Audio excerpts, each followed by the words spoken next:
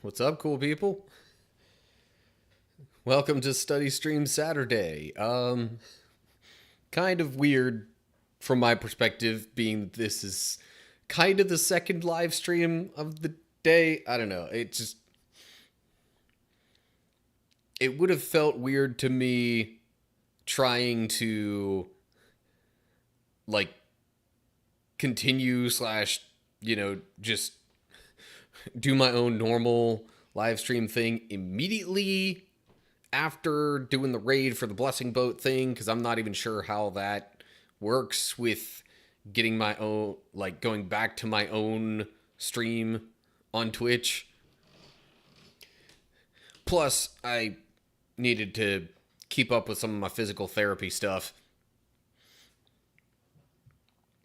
So, the roughly an hour in between the streams, that's what I was doing.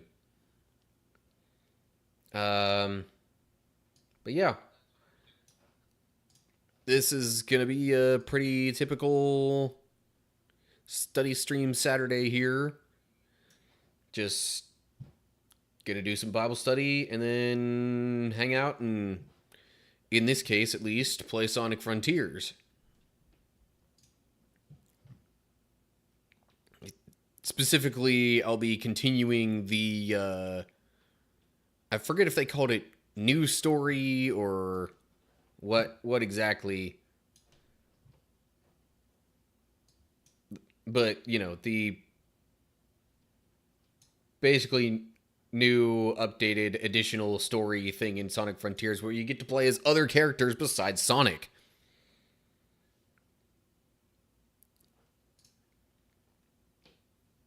But let me just make sure I'm all set up and ready to go for Bible study here. And then we will get right to it. So the blessing boat thing was interesting. I kind of liked it just because it's like the most chat engagement I've had in a stream. Like, I've had some streams where it's been one person, chatting a fair bit, but I think this was the first time that I had like multiple people consistently chatting for an extended period of time. Um, Plus, the added followers and other things like that on Twitch didn't exactly hurt. And even just, the idea of cross promoting other streamers and other stuff like that, really kind of emphasizing the community aspect of it all. Yeah, just all around had a pretty good experience with it. And OBS is dropping frames quite a bit. I don't like it.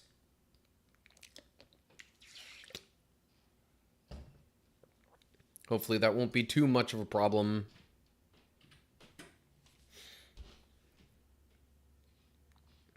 Okay. Seems like maybe it's settled down a bit. And there it goes again. But whatever. So, yeah. I guess we'll hop into the Bible study and I'll catch you up on things that have happened as I'm sort of introducing each chapter. Okay. Gotta be honest, thought I felt like I thought I felt like a burp coming on at first, and then I just yawned and man. I mean, okay, I've been up for 12 and a half hours already. No, 13 and a half already. With a full day of work in the mix. Anyway, okay. Let's get started here. All right. So we are looking at Joshua chapter 9. And basically, events in Joshua up to this point. Israelites crossed the Jordan River. They renewed a couple ceremonial things to help reinforce their commitment to God. They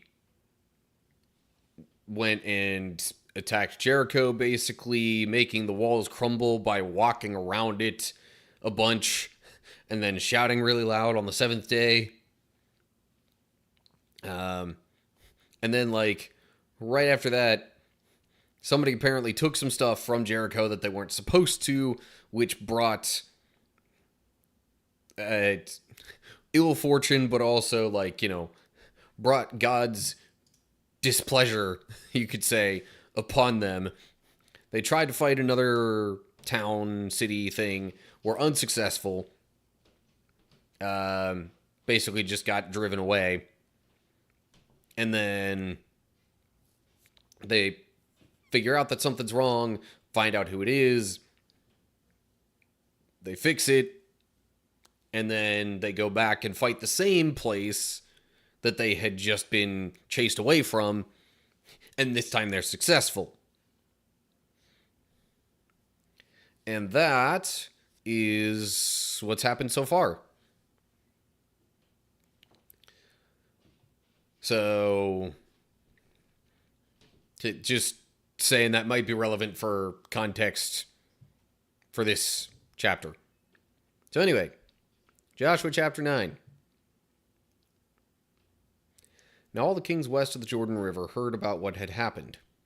These were the kings of the Hittites, Amorites, Canaanites, Perizzites, Hivites, and Jebusites, who lived in the hill country in the western foothills and along the Mediterranean Sea as far north as the Lebanon mountains. These kings combined their armies to fight as one against Joshua and the Israelites. Okay.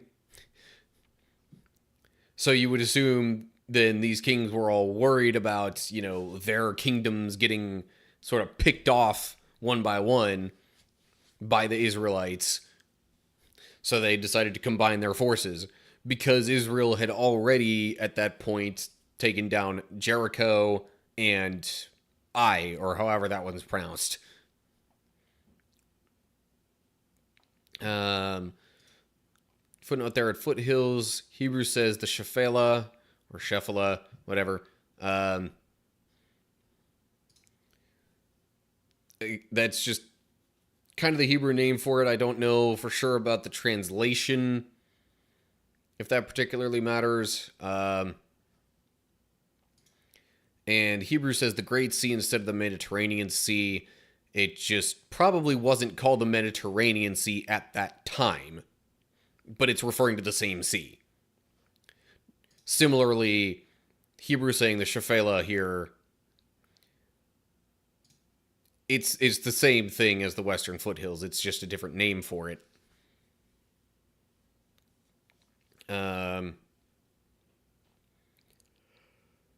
So, yeah. Kings combine their forces. Kings from 1, 2, 3, 4, 5, 6 different kingdoms combine their forces.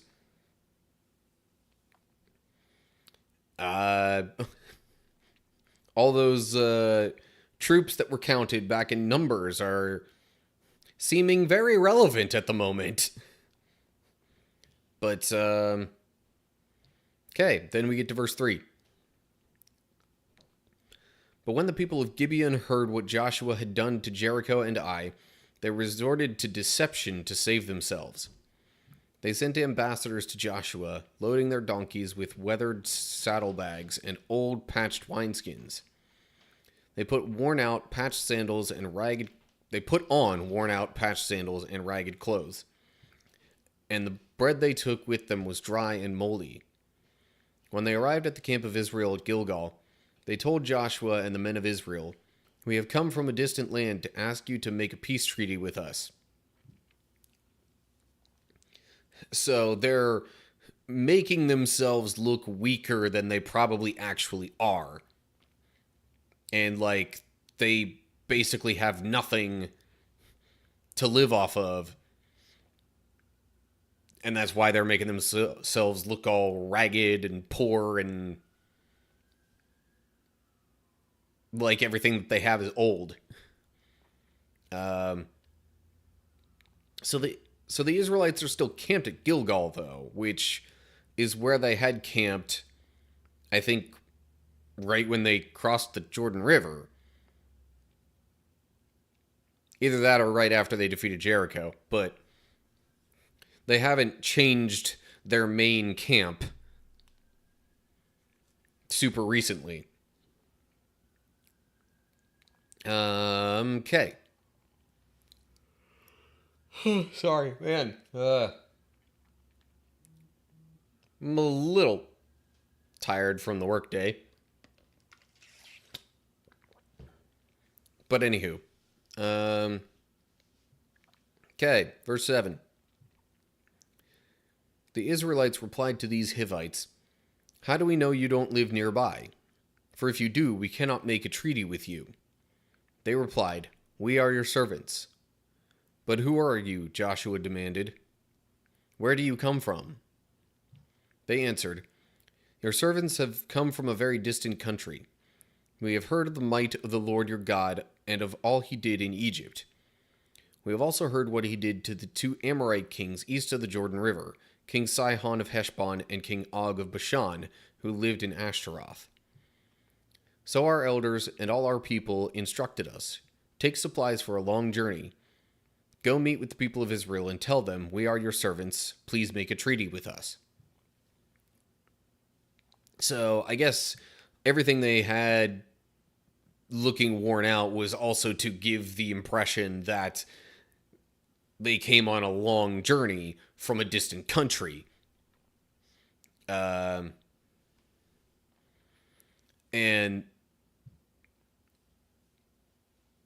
the Israelites obviously couldn't make a peace treaty with them if they lived nearby, because that would be the promised land, the land that they're supposed to be, taking over and settling in.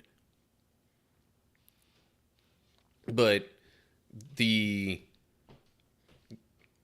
Gibeonites, who I guess apparently are a subgroup of the Hivites, which was one of the kings mentioned up here, or the kingdoms, they wanted to make it seem like they came from a far-off country in hopes of making some sort of treaty, even though they actually live close by.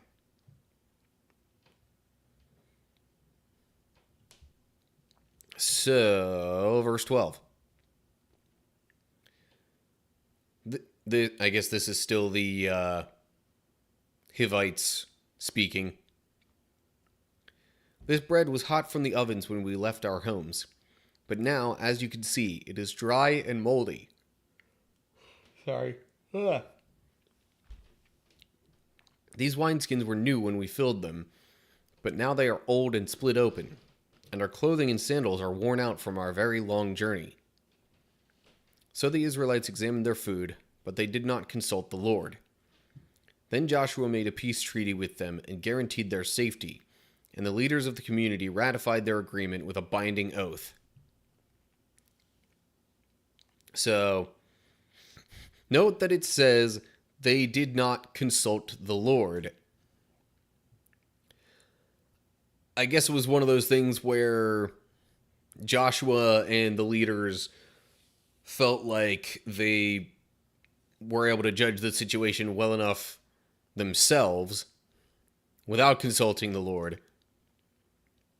But honestly, that's ringing a bell rather reminiscent of a very recent thing that I did. Long story short, I was taking a test on AI accuracy, and just kind of saying, okay, is this a good response? Is this a bad response? Why or why not? And different things like that. And one of the questions in particular, it seemed like the one response was a better response just on the surface level, but it proved that I had to actually research these things and know for sure what was going on. Because the response that seemed to be, the more thorough and just overall better response to the initial question prompt thing, turns out it was actually just making stuff up. The prompt was asking about certain books and, wanting a description of those books, like kind of a general outline. The problem is, the books mentioned in the prompt don't actually exist. So, the one response that looked better because it was giving summaries of these books was actually just making stuff up about what it assumed books with those titles would have in them. Meanwhile, the other response that pretty much just said, sorry, we can't do that, we don't have access to these. On the surface, it seemed like a lame, just bad response. Like it just didn't have access to enough information. Turns out, the books don't actually exist, and that's why it said that. It just sort of explained it poorly, which made you think, that the other one that gave an explanation or like a summary was the better response on the surface. It wasn't. So, similarly, the elders in Joshua, on the surface, thought that they could kind of judge things pretty well for themselves. But they didn't consult the Lord and do the research to get the full story. There's a lot of things in life that if we don't do the research / consult the Lord on the matters at hand, what seems like the best course of action might actually not be. But if we do the work, if we pray, if we consult the Lord and, trusted people around us who we know are also seeking God and in touch with God in a similar way, that, doing that, we can get the full story and then respond in the way that's actually better for the situation. Anyway, enough about that tangent. So, they make a treaty with these Hivites who they don't realize actually live close by. And then, verse 16. 3 days after making the treaty, they learned that these people actually lived nearby. The Israelites set out at once to investigate and reached their towns in 3 days. The names of these towns were Gibeon, Kephirah, Beeroth, and Kiriath Jearim. But the Israelites did not attack the towns, for the Israelite leaders had made a vow to them in the name of the Lord, the God of Israel. The people of Israel grumbled against their leaders because of the treaty. But the leaders replied, "Since we have sworn an oath in the presence of the Lord, the God of Israel, we cannot touch them. This is what we must do. We must let them live, for divine anger would come upon us if we broke our oath. Let them live." So they made them woodcutters and water carriers for the entire community, as the Israelite leaders directed. So, okay, I'm a little confused at what it's saying at the end there, but in short, Israelites found out that these people did live nearby. They kind of wanted to attack these people, but then realized that they couldn't because of the oath that they made. And the fact that it was a binding oath that was sworn in the presence of the Lord, they would be dishonoring God and thus bringing wrath upon themselves if they broke that oath. So, with this question though, is it saying that the people of Israel made like tools for cutting wood and carrying water and gave those to like these towns? Or is it saying that they like, instead of fighting the people of those towns, that the Israelites just like kind of forced them to be servants and made the people from those towns be the woodcutters and water carriers? I'm not totally sure which way that it's meaning that. Maybe it'll make more sense if we read on. So verse 22. Joshua called together the Gibeonites and said, "Why did you lie to us? Why did you say that you live in a distant land when you live right here among us? May you be cursed. From now on, you will always be servants who cut wood and carry water for the house of my God." Okay, that explains the previous question that I had.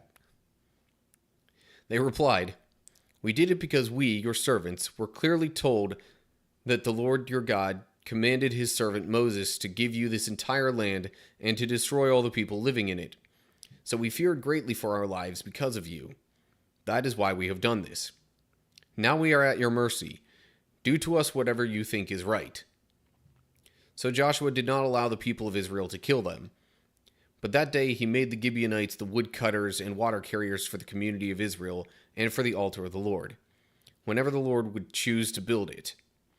And that is what they do to this day. So, basically, because of the oath, they were pretty much bound by loyalty and by their own words to not, actually fight the people of these towns. But, it just says up here they made a peace treaty and guaranteed their safety. It didn't say necessarily that they wouldn't, put these people to work or make them do something else like that. So it's not necessarily breaking the oath to have these people sort of serve them, so to speak, as woodcutters and water carriers. So, still, probably much better from the perspective of these other people to still be alive and just, do some grunt work for these other stronger people. Better that than to be dead, which is what they basically knew would happen if they hadn't made some sort of treaty like this. So, yeah, the Israelites got tricked. But, I guess they still kind of take control of the land. They just don't kill the people. Anyway, okay. So that does it for Joshua 9. Okay. And then there's chapter 10, which is noticeably longer. Chapter 9 was only maybe about, down to here long. Not even that long. And there's a whole another page worth of stuff for chapter 10. So I'll have to try, maybe commenting a bit less. Well, I don't have to. But that's probably the approach I'm going to take. Let me just make sure nothing else is going on here. Oh, right. That's going to show up in my live stream. Way to be a good streamer who knows what they're doing there, Matt.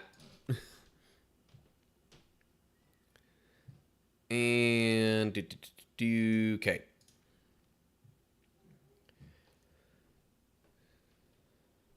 Real quick, gonna check some phone notifications.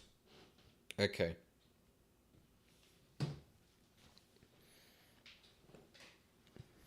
Just a TikTok video, like presumably from the short video that I shared today, which is the same short video that went public on YouTube like 3 hours ago. Anywho, okay, enough about that. On to the next chapter. Okay. So now we're looking at chapter 10 of the book of Joshua. And last chapter, basically the Israelites sort of got duped into making a peace treaty with a certain group of people who they otherwise would have just outright destroyed. Those people lied to them in order to make the peace treaty happen. Because they pretty much knew that they were going to die otherwise. Like Israel had done with the people of Jericho and of Ai in previous chapters. So anyway, after that whole debacle, we get to chapter 10. So here we go. And right off the bat, we're starting off with a name that I'm sure a lot of people wouldn't be sure how to pronounce. But anyway, I'll give it a shot here. Adoni-Zedek, king of Jerusalem, heard that Joshua had captured and completely destroyed Ai and killed its king, just as he had destroyed the town of Jericho and killed its king. He also learned that the Gibeonites had made peace with Israel and were now their allies. He and his people became very afraid when they heard all this, because Gibeon was a large town, as large as the royal cities and larger than Ai. And the Gibeonite men were strong warriors. So, some of the people that the kings of the area might have assumed were going to be allies, they're now finding out that, hold up, these people are now on their side? What the heck? And, like, they're not exactly weaklings either. So that means our enemies, or likely enemies, just gained a bunch more strength. A bunch more fighting power. So, this is really looking bad now, guys. Is what they're thinking, probably. Verse 3. So King Adoni-Zedek of Jerusalem sent messengers to several other kings, Hoham of Hebron, Piram of Jarmuth, Japhia of Lachish, and Debir of Eglon. Come and help me destroy Gibeon, he urged them, for they have made peace with Joshua and the people of Israel. So these 5 Amorite kings combined their armies for a united attack. They moved all their troops into place and attacked Gibeon. Okay. I feel like that would maybe be as much for, like, revenge against the quote-unquote traitors as much as it would have been to then try and weaken the Israelite army. But if they attacked the Israelite army directly, they would probably just be met with the full brunt of its troops and maybe not be so successful. So instead, they tried to attack the recently made allies of the Israelites just to try and maybe have those people not join Israel in the battle. Verse 6. The men of Gibeon quickly sent messengers to Joshua at his camp in Gilgal. Don't abandon your servants now. they pleaded. "Come at once. Save us. Help us. For all the Amorite kings who live in the hill country have joined forces to attack us."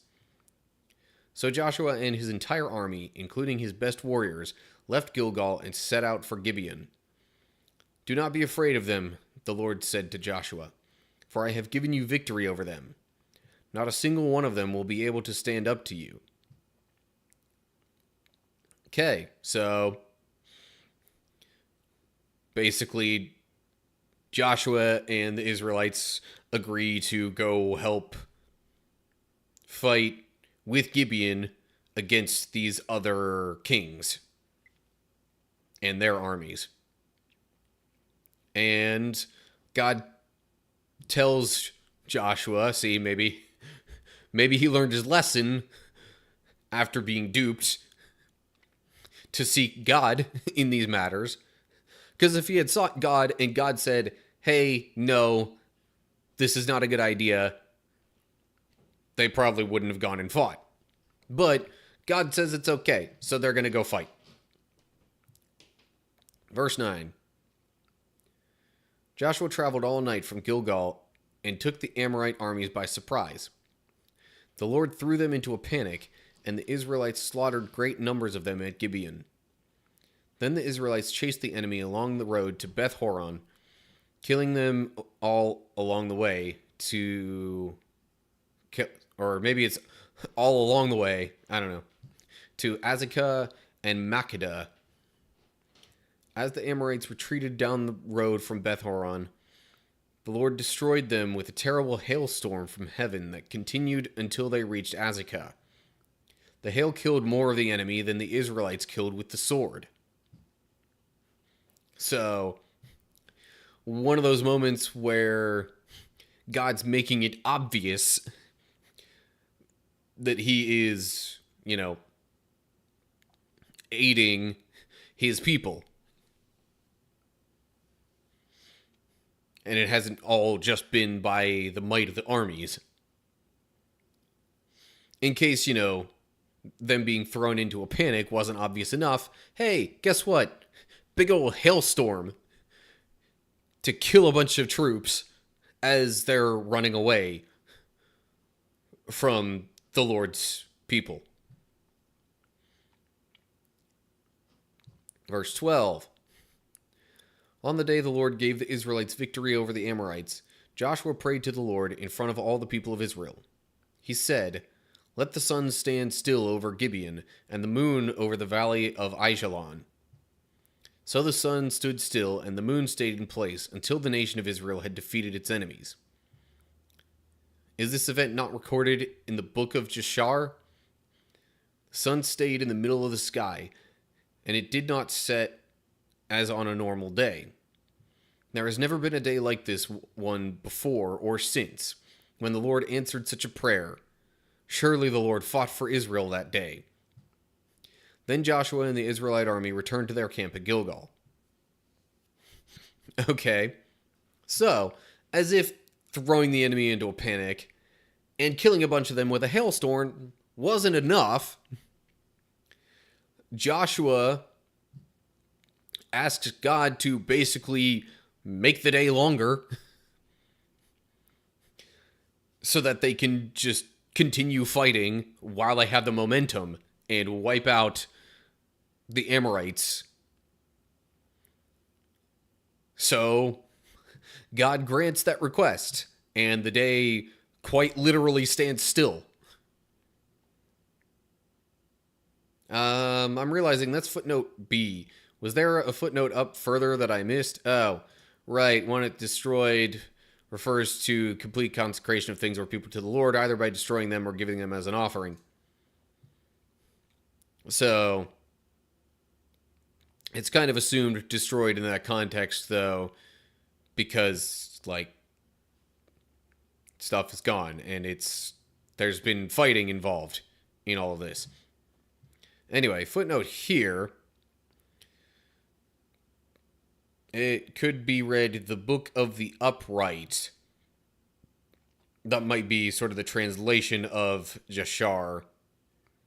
But since it's like a proper name of something, I guess maybe the translators felt it less necessary to use the translated version in like the main body of the text here. Makes me curious where this Book of the Upright would potentially be. But could be something that was like lost to time through one way or another. Footnote there, instead of saying that the sun did not set as on a normal day, could also be read as the sun did not set for about a whole day. Okay, so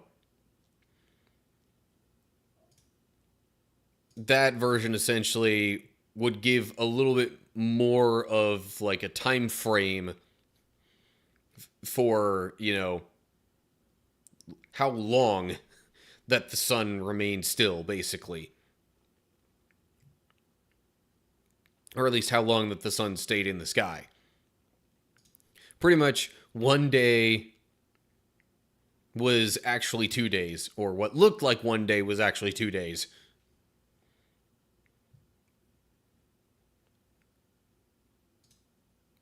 Assuming you go with what the footnote says.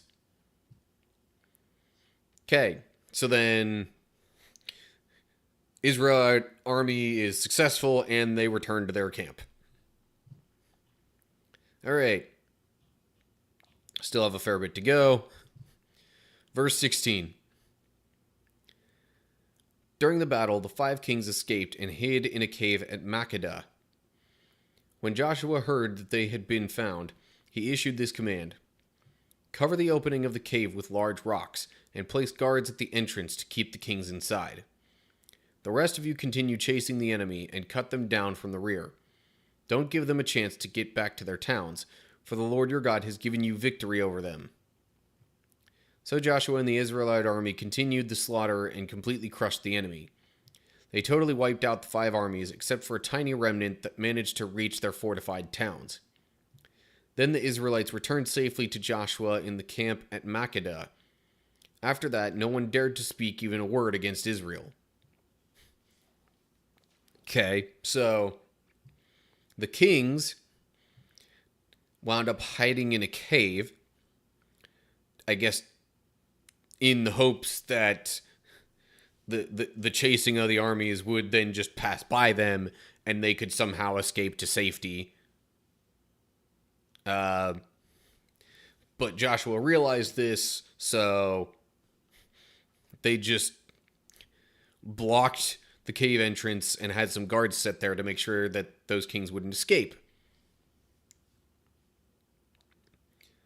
And then they come back to it after chasing down all the other people in the armies. Which I'm sure the lack of the kings being there in the battle in Eglon. When they brought them out, Joshua told the commanders of his army, come and put your feet on the king's necks. And they did as they were told. Not sure why specifically with the putting the feet on the necks, but maybe we'll see about that here in a moment. I mean, that definitely would have kept them pinned down, so there's that. But let's read on. Verse 25. Don't ever be afraid or discouraged, Joshua told his men. Be strong and courageous, for the Lord is going to do this to all of your enemies. Then Joshua killed each of the 5 kings and impaled them on 5 sharpened poles, where they hung until evening. As the sun was going down, Joshua gave instructions for the bodies of the kings to be taken down from the poles and thrown into the cave where they had been hiding. Then they covered the opening of the cave with a pile of large rocks, which remains to this very day. The day that this would have been written and initially read. Not so much today, probably. Although it might still be there, I don't know. And there's that whole be strong and courageous that popped up multiple times in the first chapter of Joshua. kind of a theme of the Lord's encouragement to Joshua and the armies of Israel in this whole time of conquering. So then the kings are dead.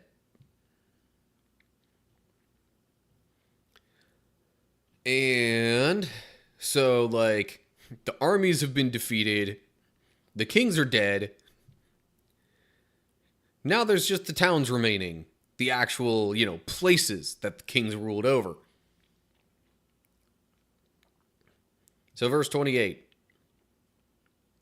That same day, Joshua captured and destroyed the town of Makkedah. He killed everyone in it, including the king, leaving no survivors. He destroyed them all, and he killed the king of Makkedah as he had killed the king of Jericho. Then Joshua and the Israelites went to Libnah and attacked it. There too the Lord gave them the town and its king. He killed everyone in it, leaving no survivors.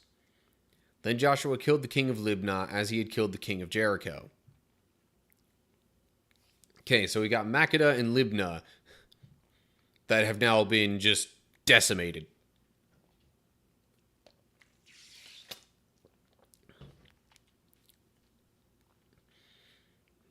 Also, Joshua was not going like above and beyond or anything like that. God had specifically told the people previously to kill everyone in the towns that they conquer in the promised land so that they wouldn't be tempted by those people later on to, fall away from God's commands. Okay, verse 31. From Libnah, Joshua and the Israelites went to Lachish and attacked it. Here again, the Lord gave them Lachish. Joshua took it on the second day and killed everyone in it, just as he had done at Libnah. During the attack on Lachish, King Horam of Gezer arrived with his army to help defend the town, but Joshua's men killed him and his army, leaving no survivors. Might have been part of the reason why it took a second day to conquer the town of Lachish. Again, no clue on the pronunciations here. I'm just taking a guess and rolling with it. So that's 3 towns now. And there were 5 kings. So you would think there's only 2 towns left. There might be a third, though, because Makkedah... I'm not sure if it said that the king of Makkedah was one of the kings that was killed by the cave. But, details. Verse 34. Then Joshua and the Israelite army went on to Eglon and attacked it. They captured it that day and killed everyone in it. He completely destroyed everyone, just as he had done at Lachish. From Eglon, Joshua and the Israelite army went up to Hebron and attacked it. They captured the town and killed everyone in it, including its king, leaving no survivors. They did the same thing to all of its surrounding villages, and just as he had done at Eglon, he completely destroyed the entire population. Okay, so now... So now that's Eglon and Hebron added to the list. So that's 5 at this point. Southern towns that have been destroyed. I didn't mention surrounding villages in some of the other towns. I'm not sure if that's an indication that the other towns just didn't have small villages or what, but... Anyway. I guess that just further emphasizes the point that it wasn't even just like the main cities or whatever that got attacked and destroyed. It was anything and everyone in the general area. Verse 38. Then Joshua and the Israelites turned back and attacked Debir. He captured the town, its king, and all of its surrounding villages. He completely destroyed everyone in it, leaving no survivors. He did to Debir and its king just what he had done to Hebron and to Libnah and its king. So that's 6 towns now. So maybe the king of Makeda was in addition to the other 5 kings. But anyway. Verse 40. So Joshua conquered the whole region, the kings and people of the hill country, the Negev, the western foothills, and the mountain slopes. He completely destroyed everyone in the land, leaving no survivors, just as the Lord, the God of Israel, had commanded. Joshua slaughtered them from Kadesh Barnea to Gaza, and from the region around the town of Goshen up to Gibeon. Joshua conquered all these kings and their land in a single campaign, for the Lord, the God of Israel, was fighting for his people. Then Joshua and the Israelite army returned to their camp at Gilgal. They're still going back to Gilgal. But I guess they're just, not settling in any of these towns at all until they've, possibly either conquered the whole promised land or at least a much larger portion of it to then move their camp up further north or something like that, maybe. Also, there's a familiar place name. Lots of fighting and stuff going on there right now. But this is a bit of a different story, though. Anyway, so kind of wish I had a map once again to show how far north that they might have pushed at this point. But I would assume that's basically the entire southern region of the Promised Land that has been conquered, basically. Right. The footnote there next to foothills. Sorry. Oh, man. Yeah, so the footnote here just mentions the foothills also being called the Shephelah. That was just the other name for it. And I'm not particularly knowledgeable enough of the Hebrew to tell you what that might mean. It could just mean foothills, or there could be some other meaning for it. But, yeah. Don't really have any other thoughts other than... So, I guess it was just kind of like one... Obviously, it took place over multiple days, but it was still just kind of back to back to back that all of this stuff happened. All stemming from the fact of the kings in this region trying to fight against Gibeon, and the Gibeonites asking for help.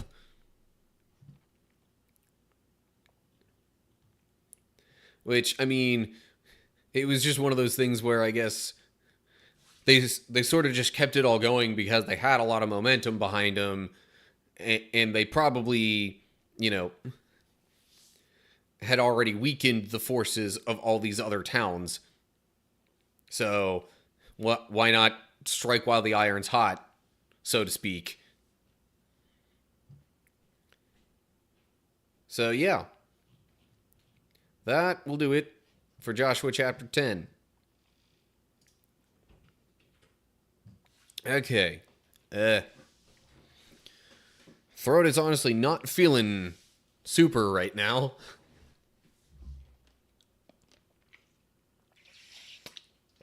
But anyway.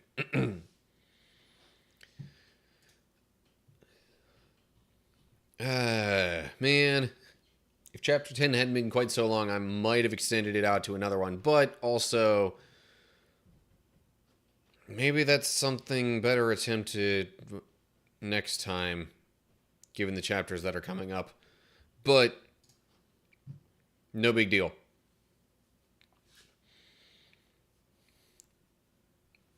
Okay. So from here, the official Bible study portion is over. Definitely still some availability for discussion on similar matters.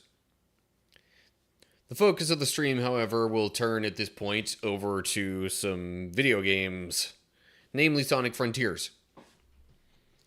But I need a little bit of time to get that set up. So, while we wait for that, perhaps I should treat y'all to some music. I'm just not sure what music to play at this point. This one sounds like a good idea. Alright, so I'm going to play this song while I'm shifting the setup over, and then I will be right back.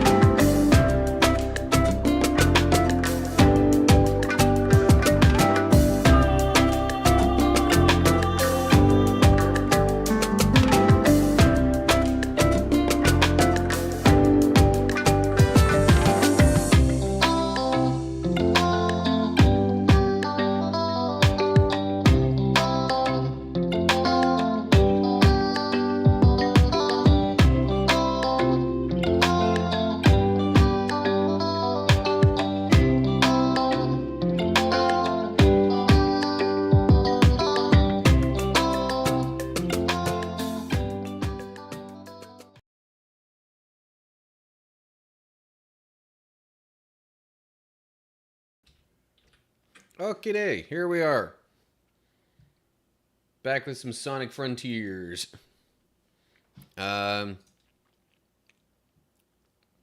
So, let me actually grab my controller here. So I will be continuing this file right here. Now, we have already played as Amy and as Knuckles in this particular adventure. We are now controlling Tails.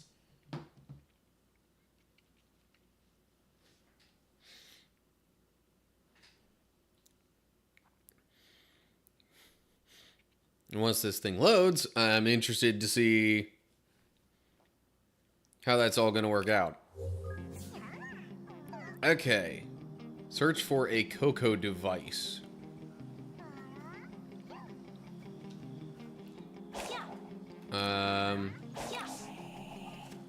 Oh, geez. Does Tails not even have, like, a dash attack yet?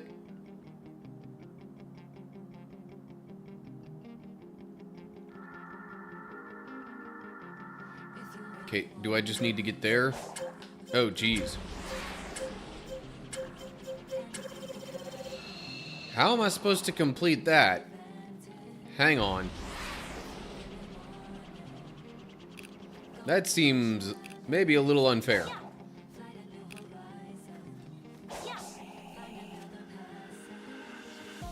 Yeah, okay, it's gonna show that again.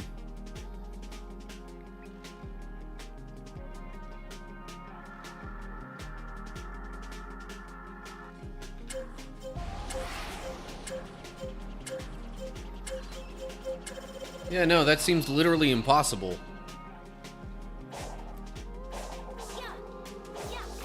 Maybe I have to do something to get Tails some more speed first? I don't know. Yeah. Webcam is probably better on the other side of the screen for this game.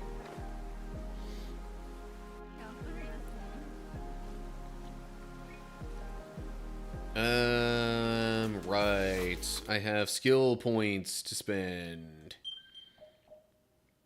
So we've got a jump, double jump, fly, boost. Parry costs 10 skill points. Like, yeah, it literally doesn't even give any sort of attack ability. I might want to get the wrench attack first. Oh, but the Psyloop. There's the Psyloop too. That's only 1 point. I can get that pretty easily here. So he actually just throws a wrench? Okay. That's unexpected.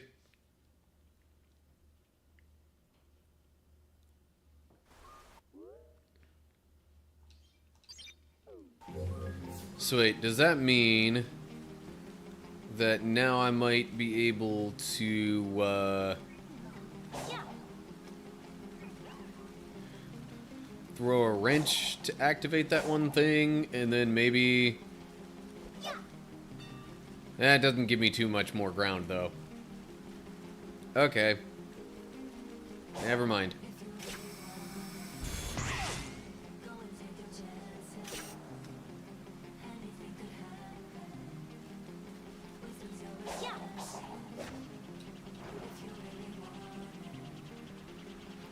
Okay.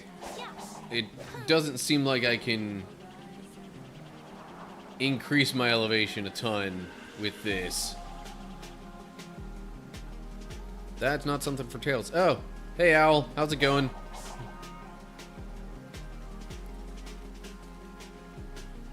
Yes, I'm playing as Tails now. I decided to continue the journey in Sonic Frontiers.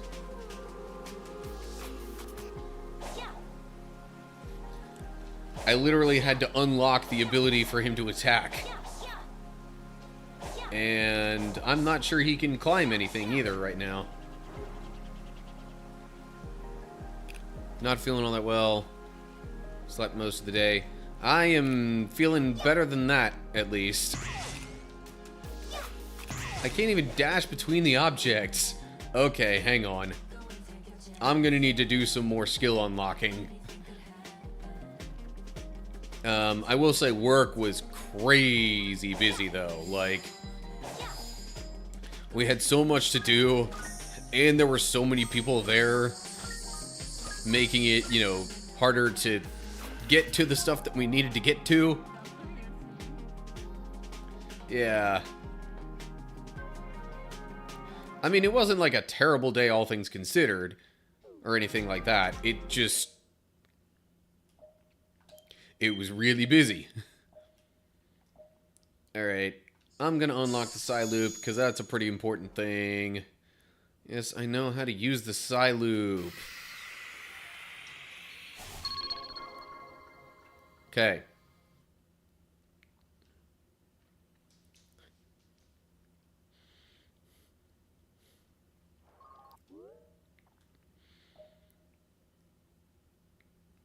Use the gauge to fire a ball of light that will detonate upon it. Anyway.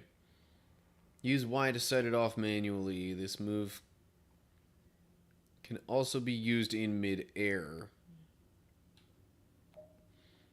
Anyway. That costs 40 skill points. Good grief.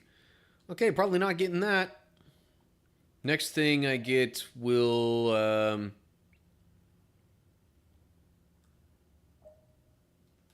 I guess be parrying. Yeah, that's probably the best one.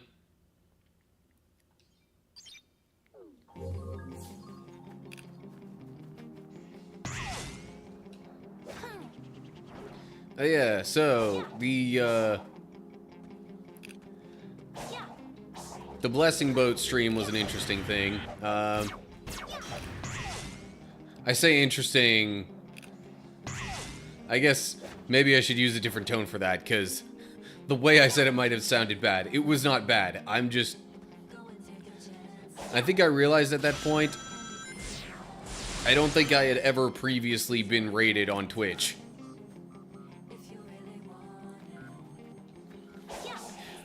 So then getting my first raid and it basically being like 20-something people coming in.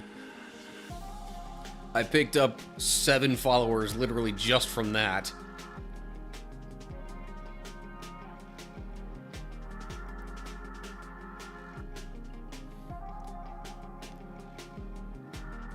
This is a timed thing, and there's like no way that I'm going to be able to get to all that, is there?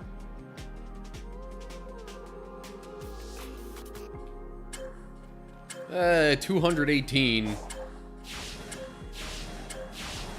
That at least gives it somewhat of a chance, but... Ooh, hello. See, this is why I unlocked the side loop. Really?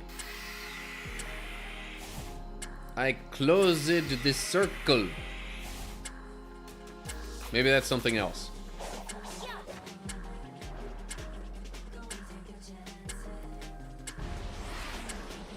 I don't know. You know what? I'm gonna ignore other stuff for now.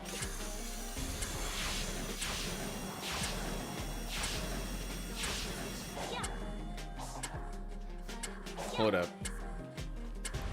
Yeah, I'm ignoring the timer. No, that's not gonna just automatically get me onto those rails. Okay, fine, whatever.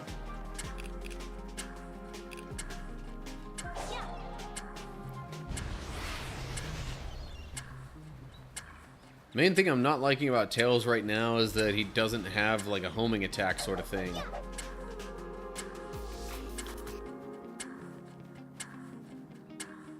What was that blessing thing about? I got a whole bunch of notifications when I turned my phone on. So yeah, the blessing boat thing is pretty much just like roughly each month, to my understanding, like a handful or so of Christian streamers kind of agree to just sign up, I guess, for lack of a better way to put it. Anyway, the Christian streamers will get together and just sort of decide that they're gonna do a big, like, raid chain on Twitch.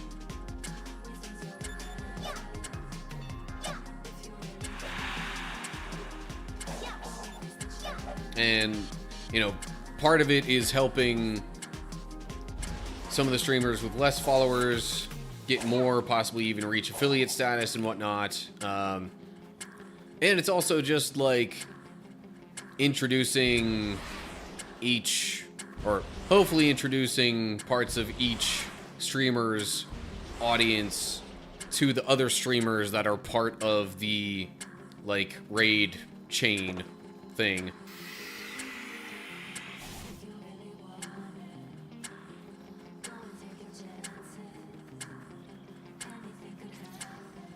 But yeah, I was kind of one of the last people in the chain, so I didn't necessarily get to I didn't get to hype up the others as much, you might say. Ouch.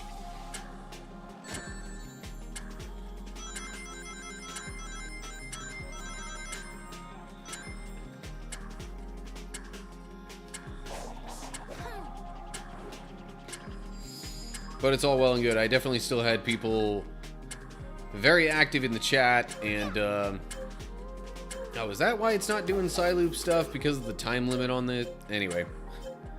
Distractions!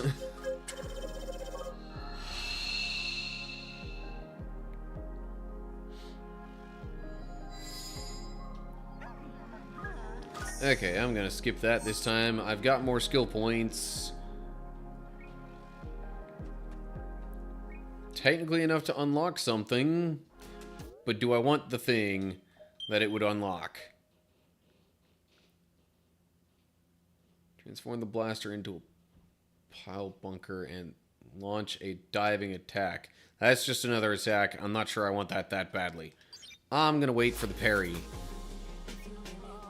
Alright, I need to head that away. I'm going to head there. What is this? Oh, hello.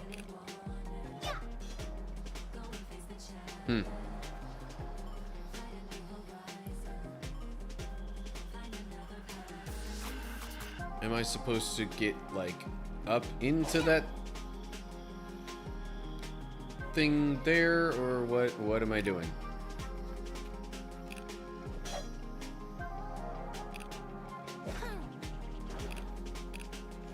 Okay. Maybe now it'll make a little more sense.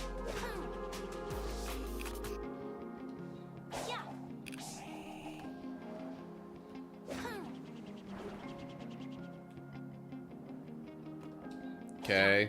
Is this the thing to do? Seems like it, maybe. The only thing I woke up for today other than required bathroom trips was an Amazon delivery. Yeah, that's the kind of stuff to do when you're not feeling well, I guess. Go, Tails, go! You've got this! Let me know if I can help. We're counting on you, kid. Okay.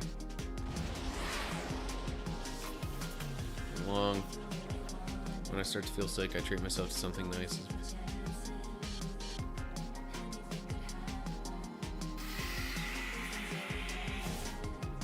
Hey, there we go. Got a lookout Coco. Right. That's a thing. I forget what that does, but that's a thing. How am I supposed to get way out there? And or way up there?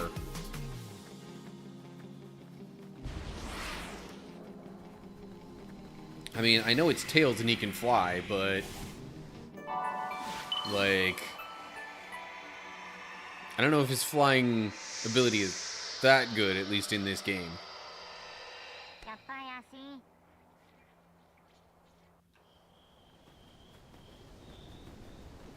So I'm supposed to go up there? Jeez. Alright.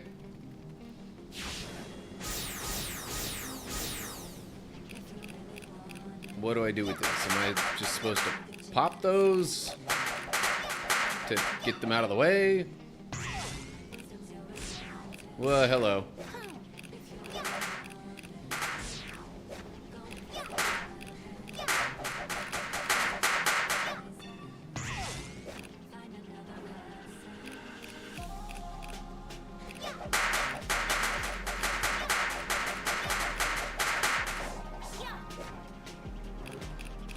Okay, nope, those send me backwards.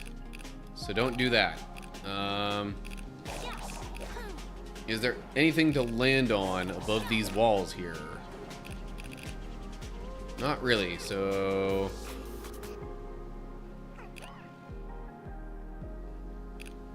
not totally sure what I'm supposed to be doing with this thing.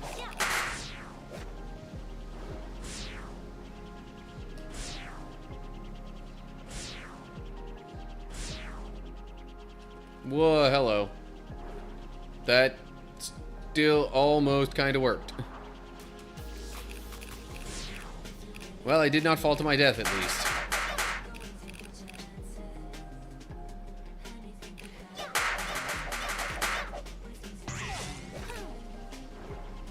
Okay, so now I'm up here.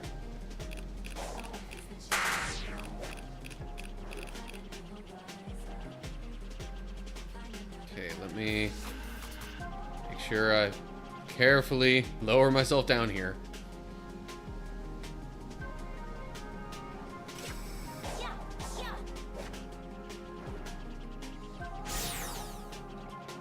Alright.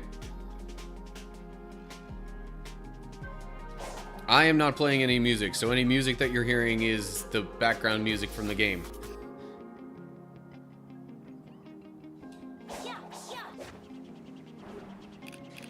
No! Do not send me back, please. It sent me back. But only to here, so I guess it's not like the end of the world or anything.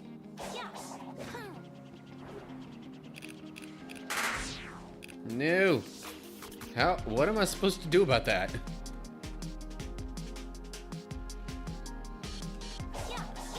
Yeah, I know we kind of said this last time, but if there's anything Sonic games are consistently good with, it's music.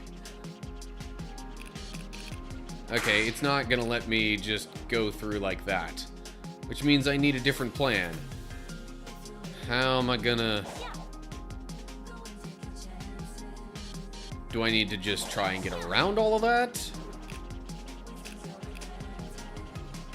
Sure, that works. Kind of.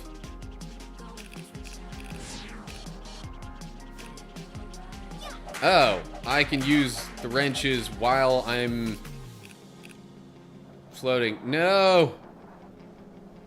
No, why? All because I let go of A to try and get down into the one circle thing that was there. Hello, lots of attack upgrades. I think that's what those are. And this bunch of cocoa.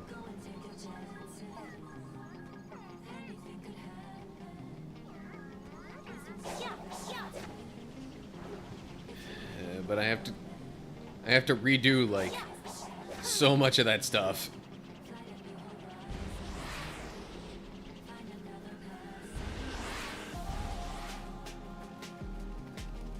Alrighty.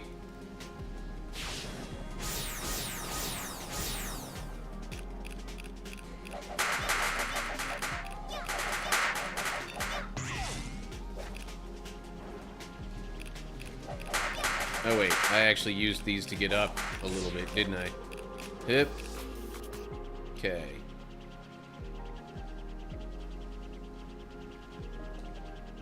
See, and that time it let me re-engage the flight stuff, but it wasn't doing that other times. I don't understand. Alright, well, now I'm back here. Which is right about where I left off anyway. No. Okay, well, that's not terrible, actually.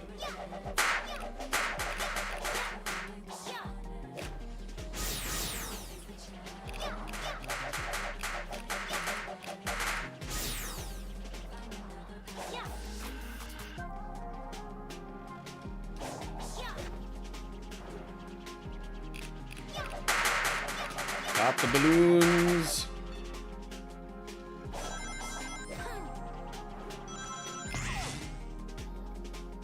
Okay.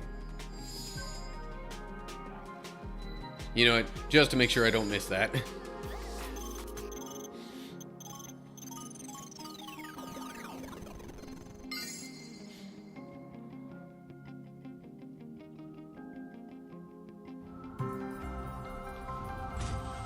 Okay, now that I've done stuff with all three of them, does that mean something extra special is gonna happen?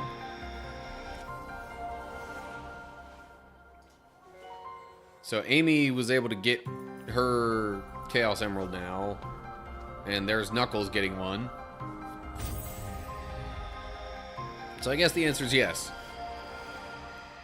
Question remains, is that all that there is story-wise for this bit, or what? Oh. Now we have to actually search for a Chaos Emerald as Tails. That makes sense.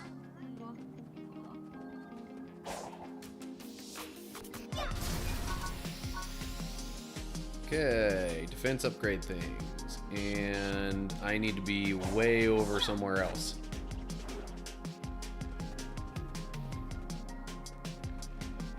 Is there any way to get down that is a bit, you know, easier and or more fun than just doing this? I guess not. Oh well.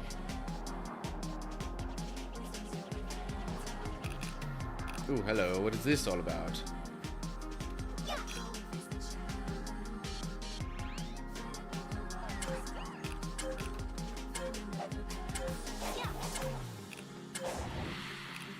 Eh?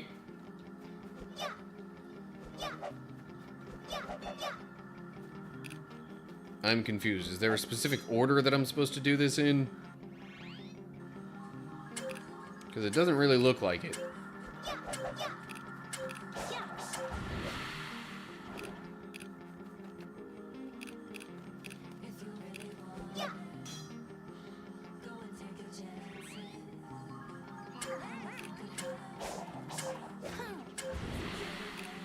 Yeah, I don't know. Not gonna bother. Oh, hey, more skill points.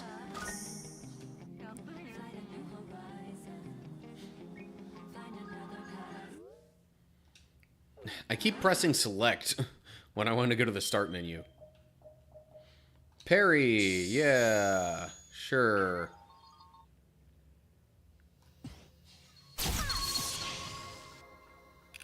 Does he literally use a spring to parry it? That's what it looks like.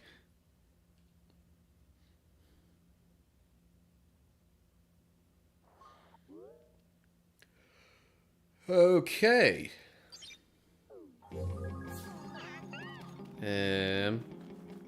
But main objective is over this way.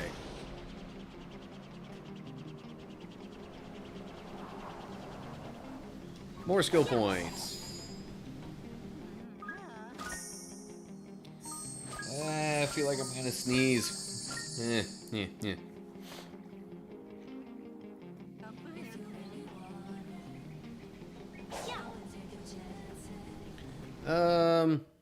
Doggone it, I did it again. I don't know if the debuff parry is really that big a deal. Maybe I'll just go for the spike stomp.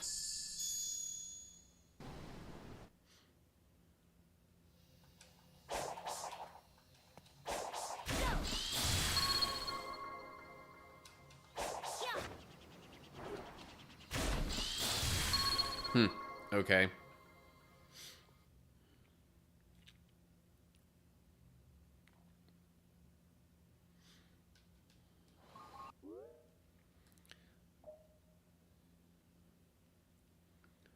Well, I could try and get the spin dash, but that costs 40 points. The Psy Blaster is only 15. That probably... If I'm going to get anything next, it's probably that. Cyclone boost. Fly at high speed aboard the Cyclone. Hold right trigger and use left stick to adjust altitude and steer. That, though, would be very interesting if I could get that.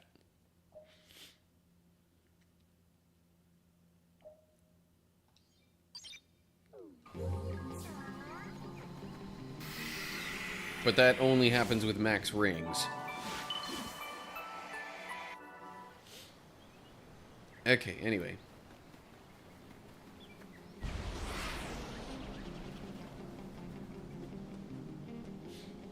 Oh, great. More jumpy stuff.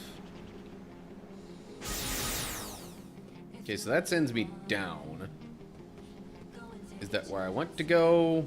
Maybe.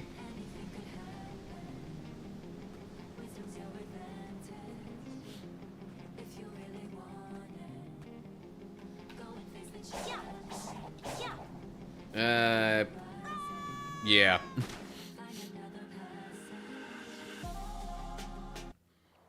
I needed to stay up on that other thing.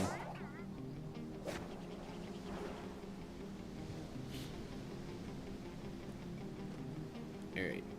Waiting for the platform. There we go.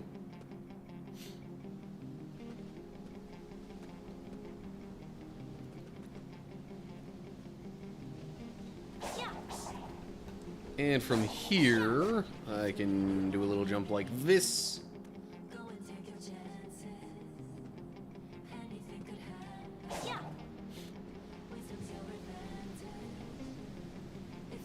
Yeah.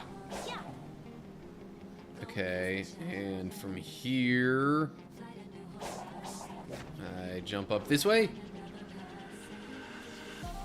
Glad I looked down before letting go of the jump. Although, maybe I'm supposed to land down there anyway. That seems like the most logical answer.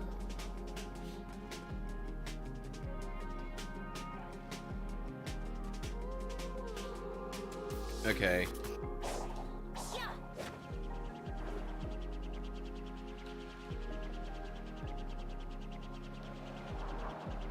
So then I just had to maneuver through those. What's over there? Anything? No. Alright. More following of platforms and stuff.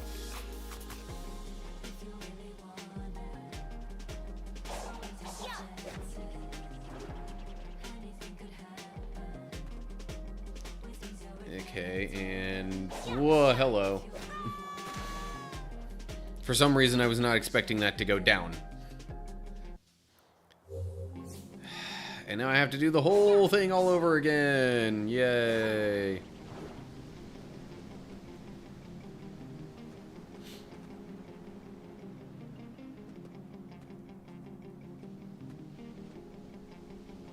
Alrighty, you know what? Whoop. Okay. Yeah.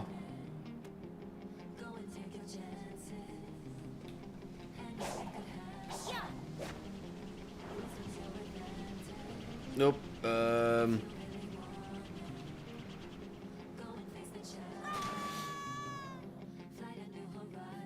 Yeah, I just kind of messed that up.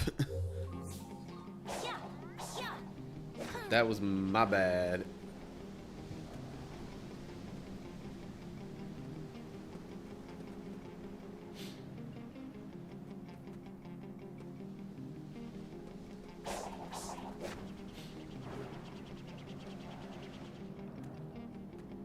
Okay, jump on here.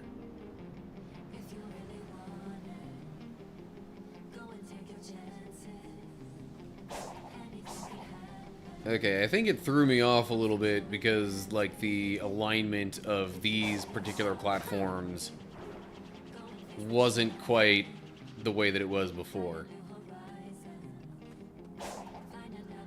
Okay. And now the flying over here. Doop-a-doo. Okay.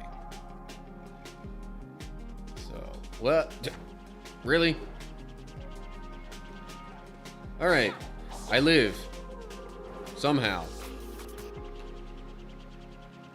Oh, but now that's too tall. So, fine.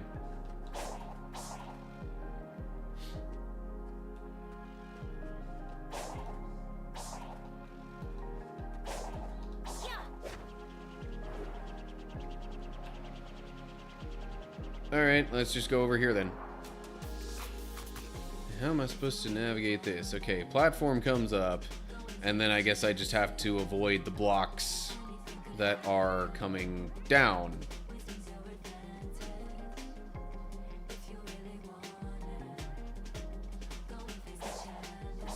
Whoa. Nope. Okay, well that still kind of worked somehow. No, that's too much. Wait. I think I made it. Hey. Okay. That was something. Chaos Emerald.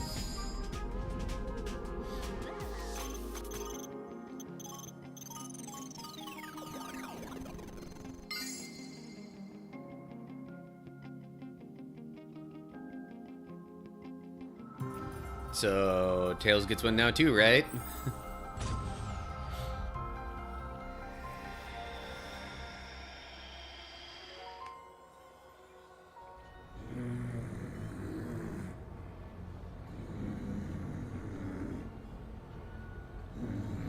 Alright, this cutscene might be a little more involved.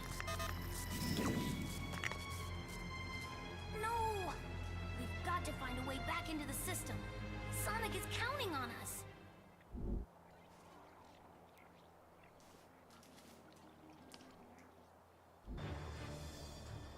You need to ascend the 4 towers of the Masters. They are memorials to the pilots who gave their lives to save the world. Pilots? They were who I saw in those visions, right? The ones controlling the Titans? Yes, the very Titans you destroyed. Hey, I asked you to explain things from the beginning, remember? That is irrelevant now. Hidden across the island are the components needed to construct the keys to each tower. Find them, ascend the towers, complete their trials, and you will gain control over the cyber corruption. Pieces make keys, keys unlock towers, towers make me more awesome. Got it. Back in a flash.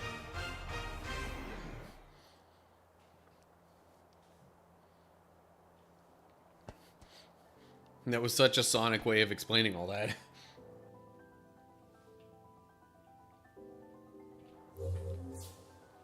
Character swap.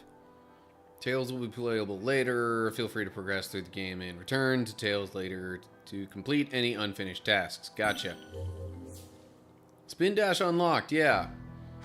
Hold B and press left trigger to wind up the spin dash.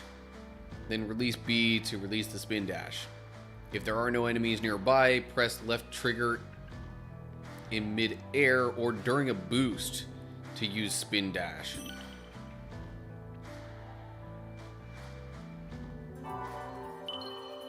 A trial tower was unsealed and can now be ascended. Oh, is that what those things were for?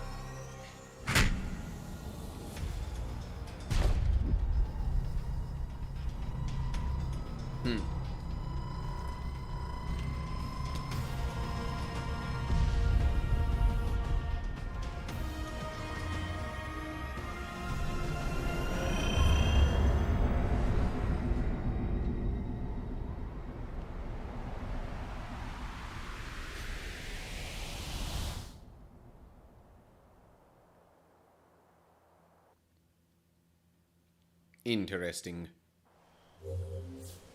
Climb the trial tower. This. You can count on us. You can rely on us. Leave the emerald hunting to the pro. Alright.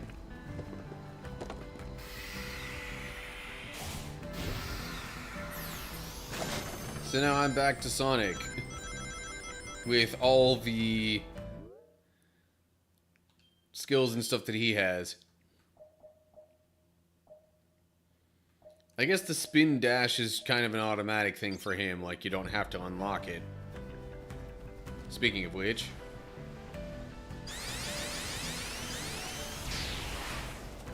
nice.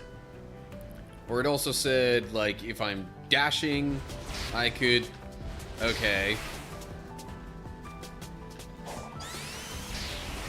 Or charge it up mid-air. Huh. Interesting.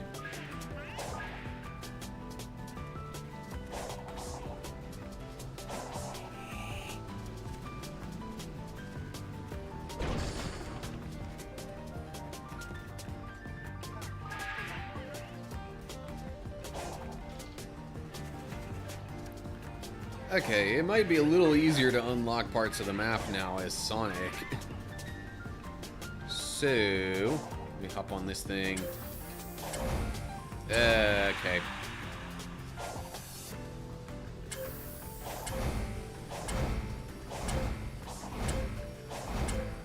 Oh, phooey.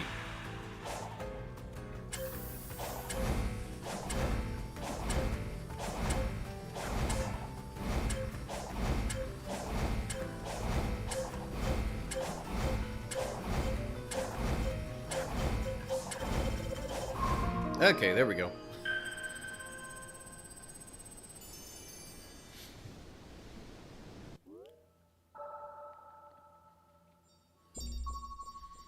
Yeah, there's still a lot left to uncover.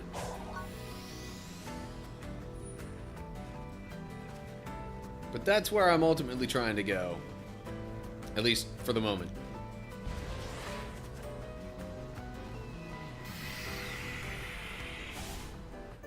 Another lookout, Coco.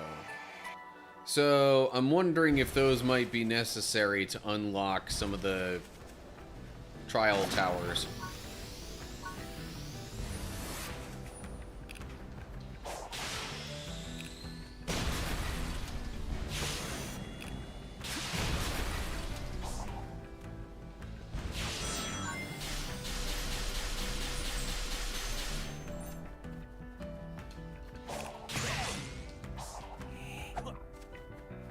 That didn't really do much. Maybe that was meant for another character.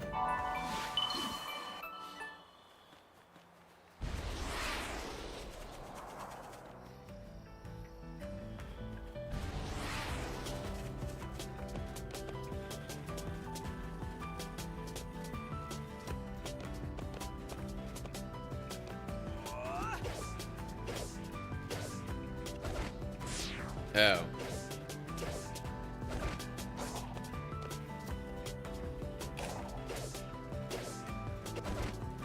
Nope, that was the wrong way. No, I let go too soon. Okay. Let's try that again.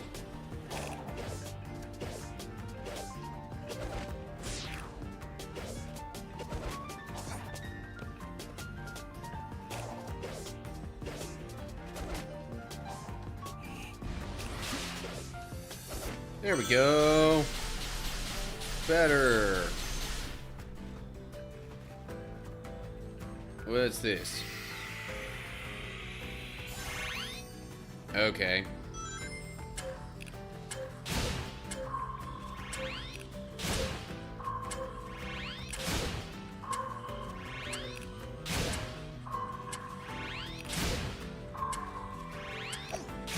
Nope.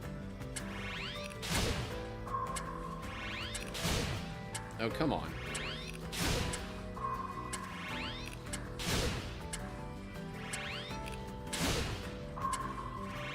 There we go. I have unlocked more of the map.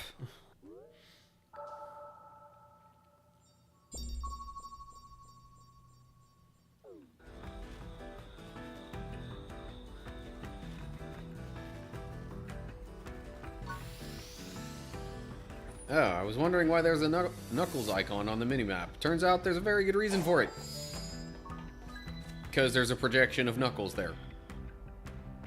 I should be able to climb that thing just fine, but that's not the problem here.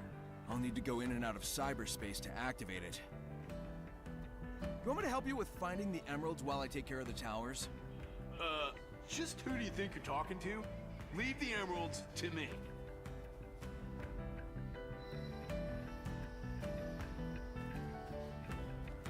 Okay, I need to get way up there. Can I just, like, get to the base of it and then climb? I mean, it did mention climbing them, right? Another portal gear. Why am I getting more portal gears?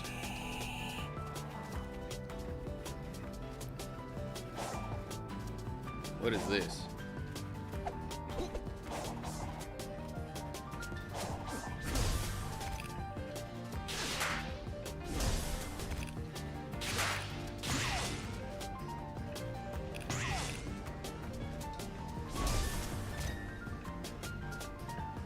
Okay.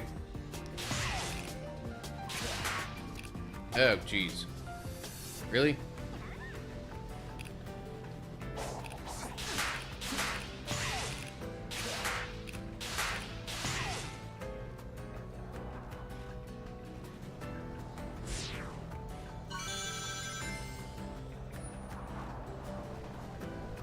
Okay. I mean, I guess that was kind of sort of worth it. Maybe.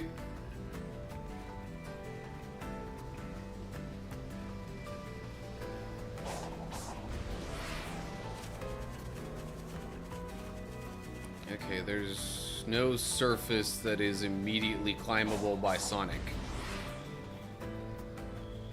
Therefore, I must find another way.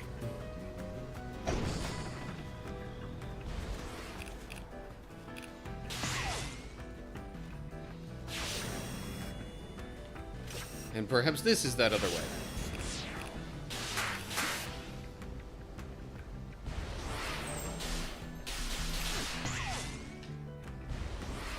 What the? Okay, sure, that works.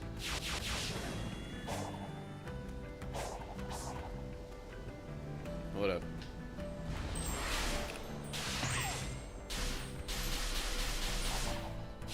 No, hello. How am I supposed to handle this? Oh, hold up.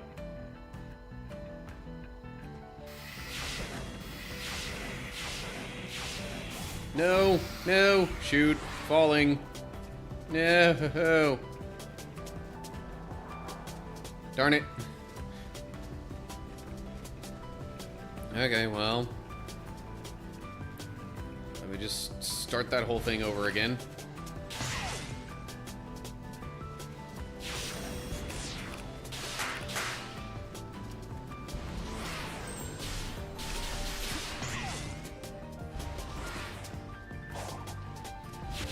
What? Nope. Okay, that time I got just a little too antsy.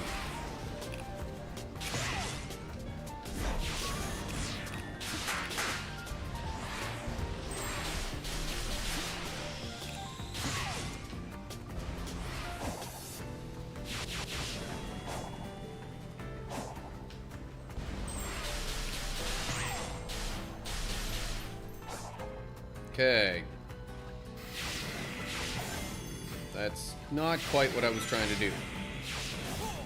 There we go. There is spring now. Or bumper, or whatever you want to call it. Okay. Climbing up here. What? Really? It gave me like half a second of time to try and do that.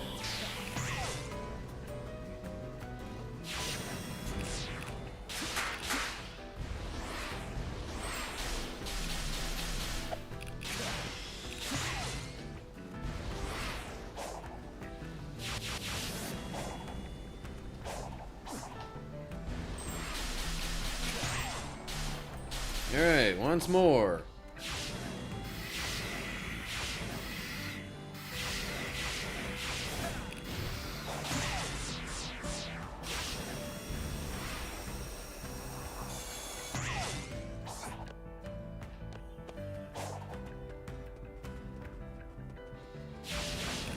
There. Jeez. Okay. A little more progress. Oh, man, but now I gotta... No. No. Not good. Wow. And you could so easily just lose all of your progress on one of these things.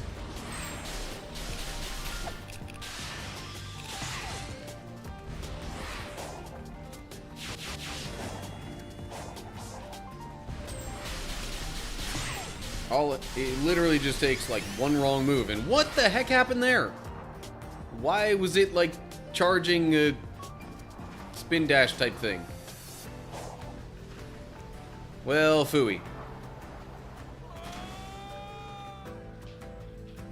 okay. I would at least like to climb this tower before even thinking about ending the stream.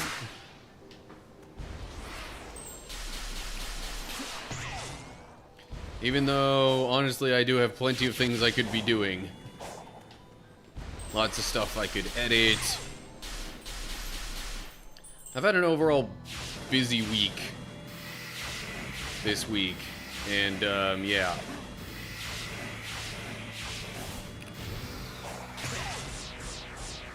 Let's just say that leaves me with a lot of stuff I could catch up on. Okay.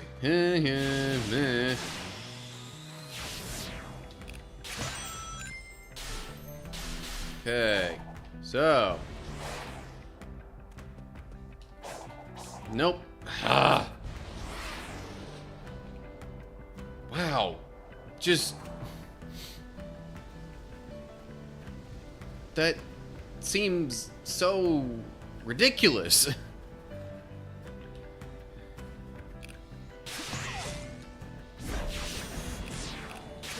I mean, I guess this is supposed to be sort of a challenge for those who have already completed the game, more so than it is just, you know, any old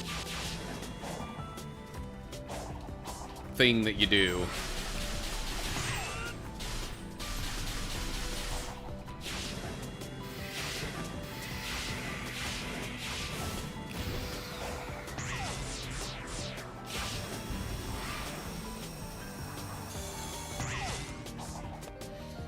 Okay.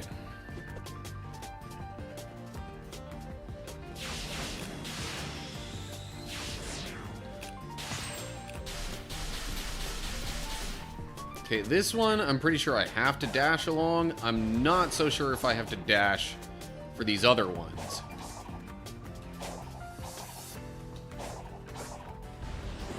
No, why did it... Ah! Why did it basically bounce me off of there? It makes no sense.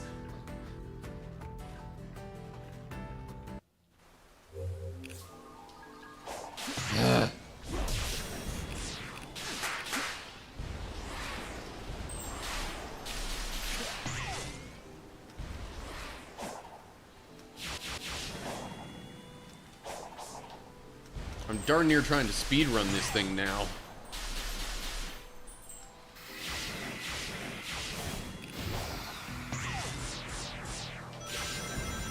Well, at least I get more rings out of the repeated attempts.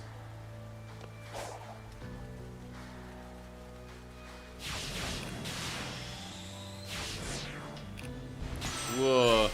Almost did that wrong. Hip, hip. Okay. There we go. That's better. Except not. Apparently I was supposed to dash, like, right away there.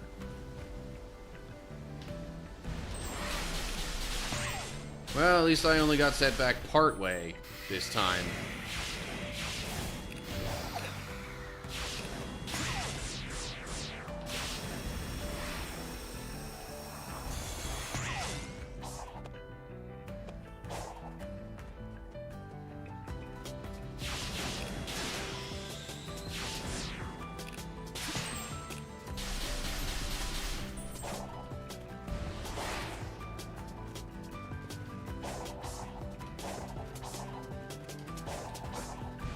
Again!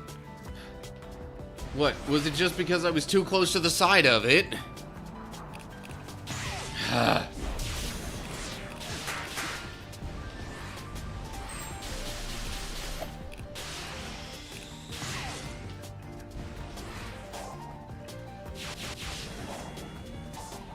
What the? No. Okay, I guess if I need to stop whatever I'm doing mid-air, I should just press X, like I'm trying to fight something.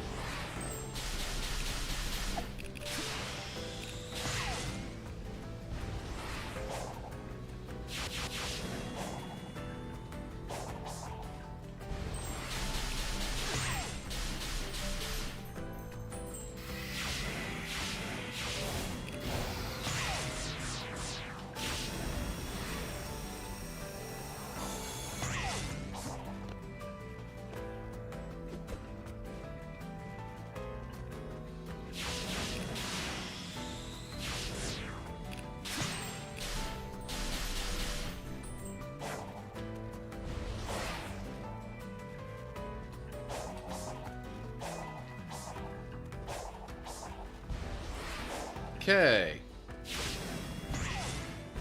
Nope. How the... I can't seem to reach those rings from there. So, like, what am I supposed to do?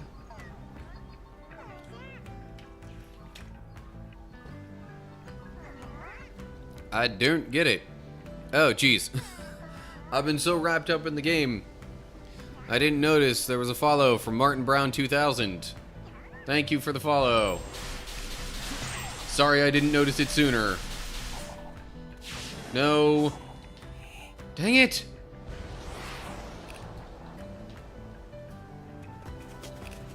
Alright, this might officially be one of my least favorite things in the game.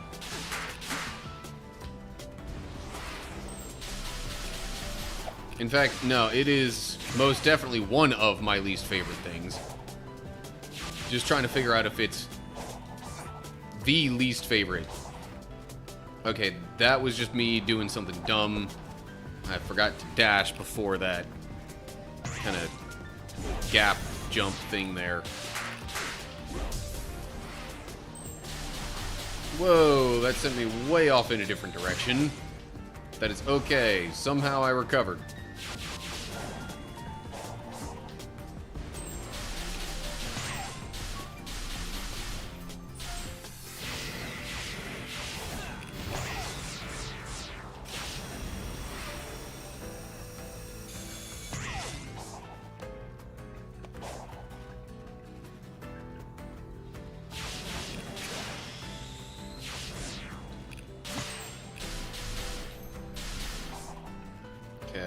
Okay.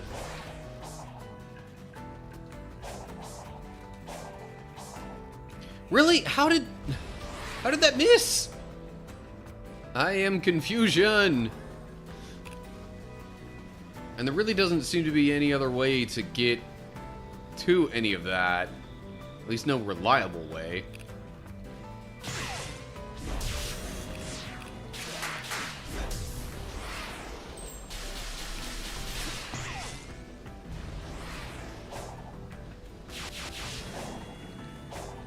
Nope. Just the slightest wrong move.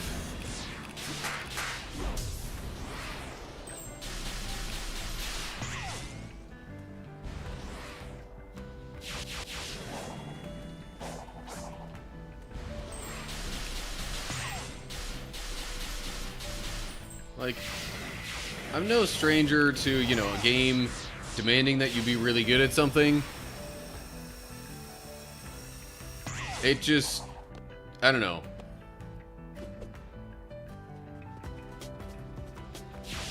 Really, platformers as a genre feels like one of the worst types of games to have something like that. But also, like, see, I can't reach those. Why can't I reach those? Am I supposed to just jump up another time first? Is that it?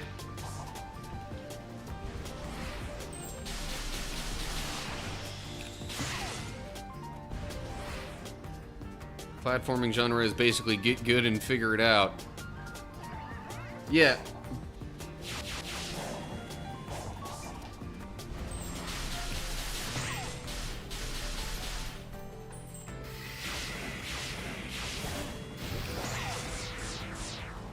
But this feels almost like it's taking the platforming concept and turning that in and of itself into like a puzzle, to where it's like, all right, what exact precise combination of things do I need to press in order to make this work? Nope. Somehow salvaged that. Yep, it was literally just add a jump to it.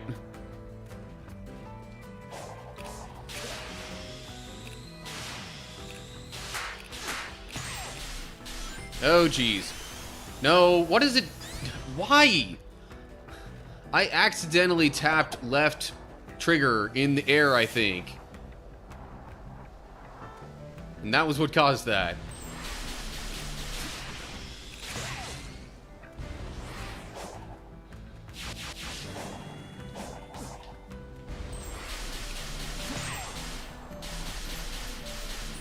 Oh, shoot. Definitely pressed the wrong thing there. That one's on me.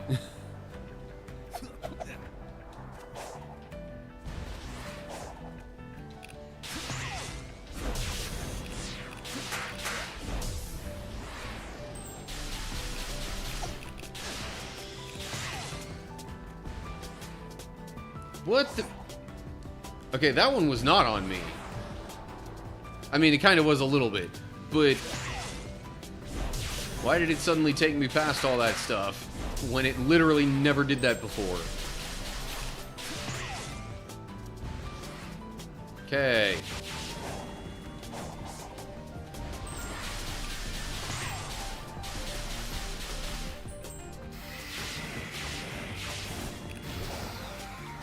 No. Okay, come on.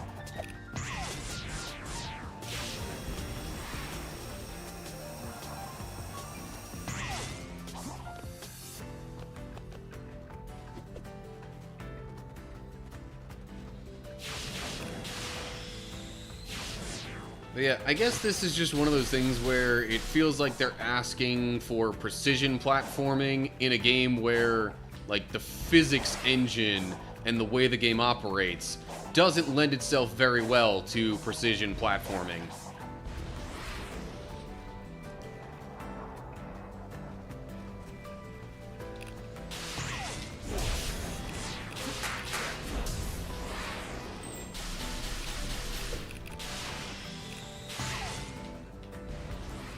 Like, I barely did anything there. And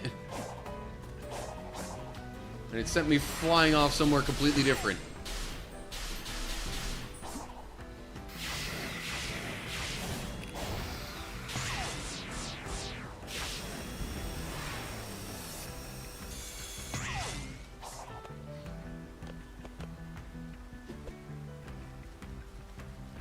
See, I expect games like, say, Super Meat Boy, maybe even Celeste, and other stuff like that, to ask for precise platforming.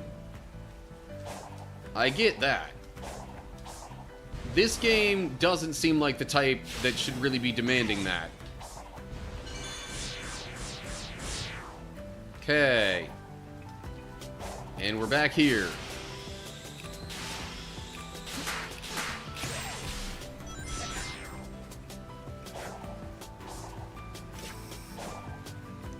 And what, like, I feel like the only thing that was wrong there was the camera angle.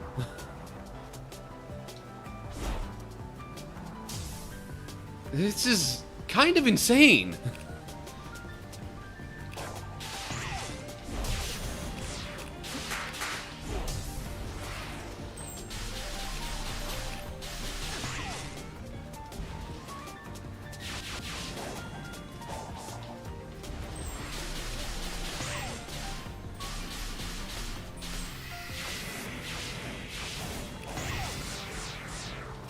Well, I've gotten mostly pretty good at these earlier parts. But that's kind of to be expected when you know, have to repeat something like 50 times.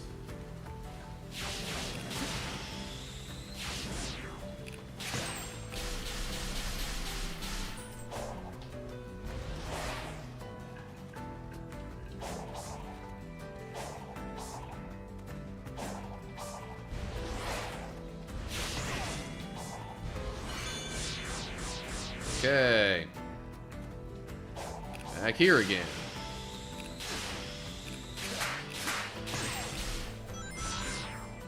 Alrighty. And now.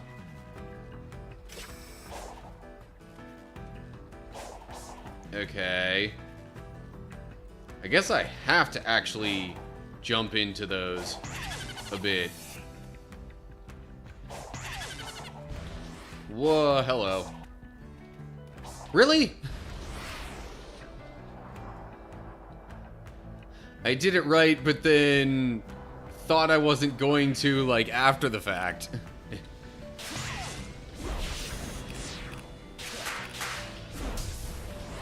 It's like I had a delayed reaction after the good, timely reaction.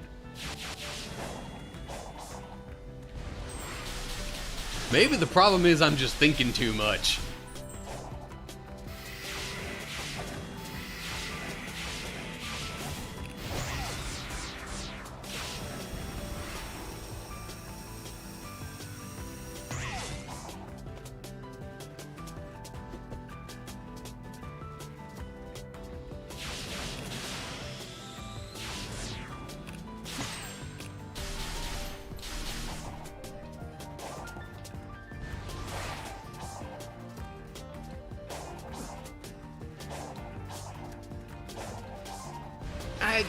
Come on.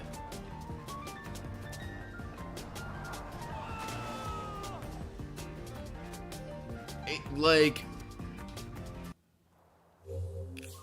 I might have maybe just the tiniest bit had the control stick in a different direction, but only the tiniest bit. And instead of sending me into the thing where I need to go to stop my momentum and continue progressing, it just sends me flying into the abyss.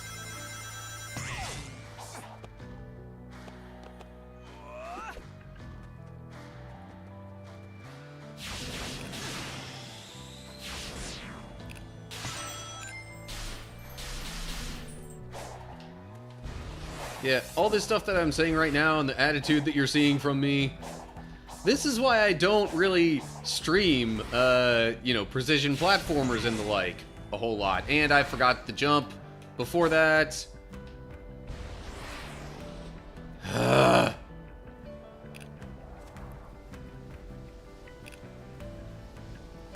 Also, my throat's getting sore. Hope you don't mind.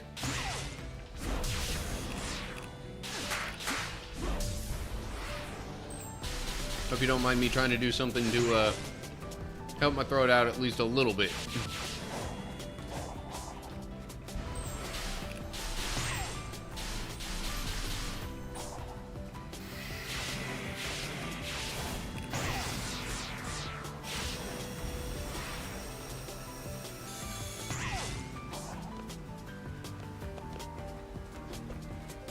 And if this one tower is taking me all this time, I can only imagine how this whole adventure is gonna go.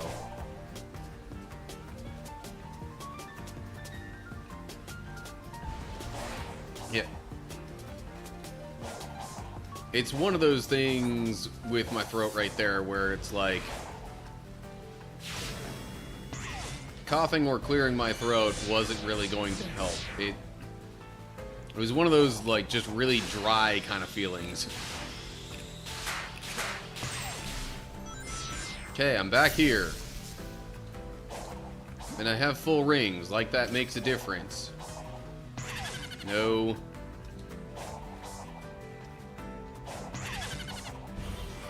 And it's just the slightest little bit of something. Yeah.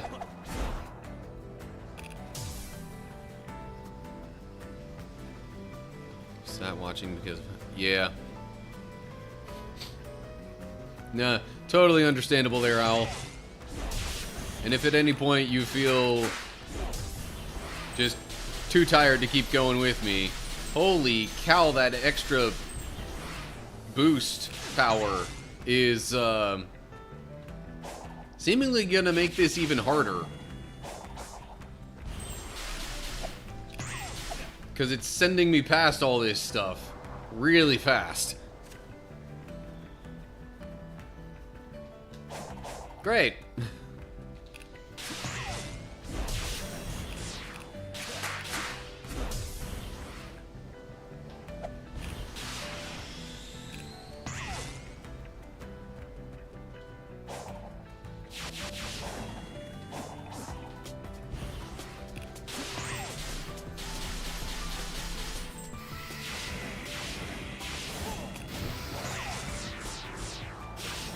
maybe now I won't need to jump before boosting into the rings at that one spot. I still don't feel like testing that out, though. You know, to see if it'll work that way. This part could be tricky, though.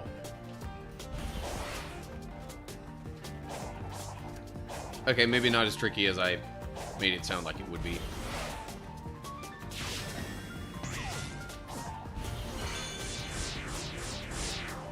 Okay.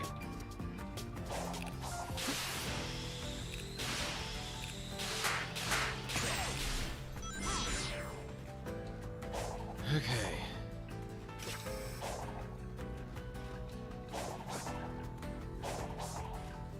Aha.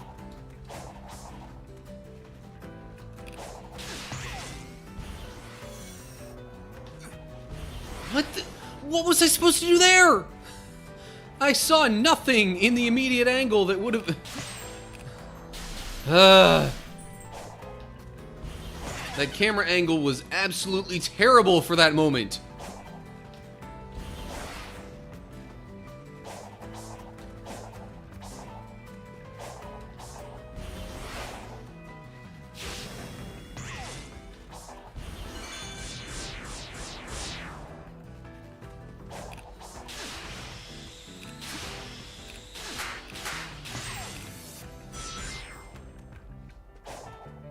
Okay. Hip. Hip. Hip. Alrighty.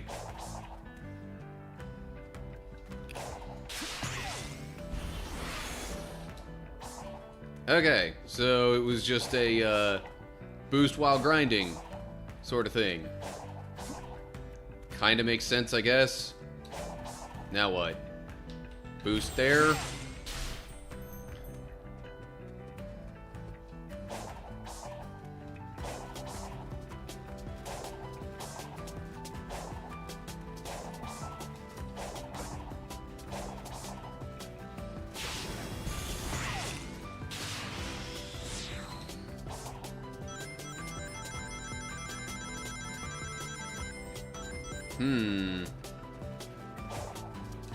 Okay, so now there's this.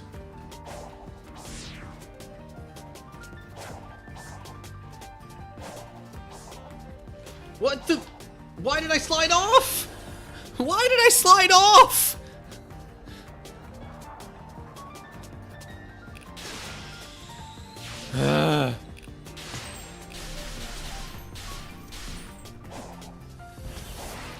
Well, this is indeed a trial.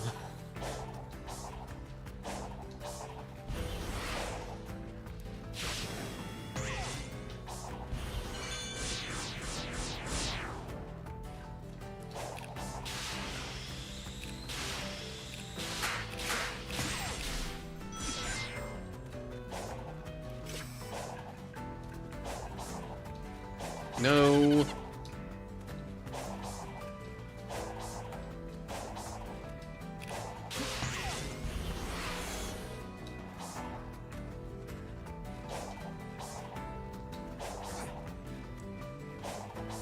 See, this kind of stuff around here is almost what I expected to be going on around here. See, yeah, there's all these other slanted platforms around here that didn't make me fall off.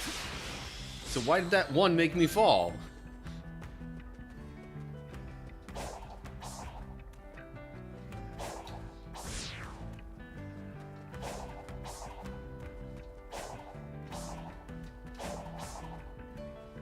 Now what?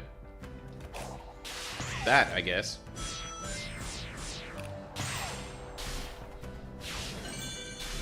Oh, please tell me this is it. This looks to be the last bit.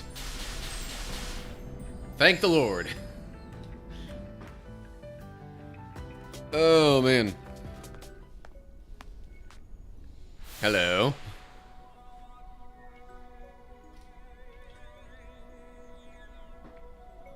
Levante. Gen Gaudi Lane. Gen Hendu. Le Finke. Du Gujurfor. Da Daret Garki. Da ファサスティムバルだイシクトアンガルケンバル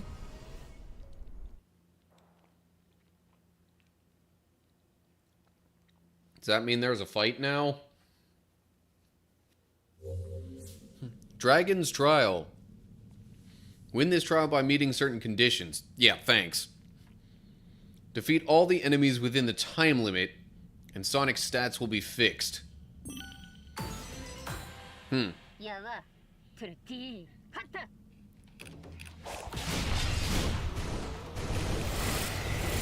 Good grief, really?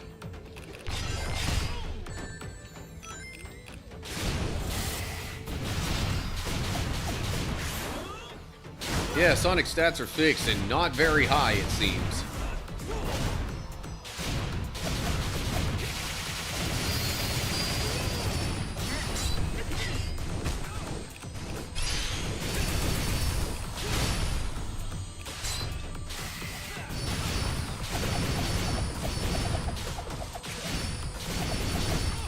Really?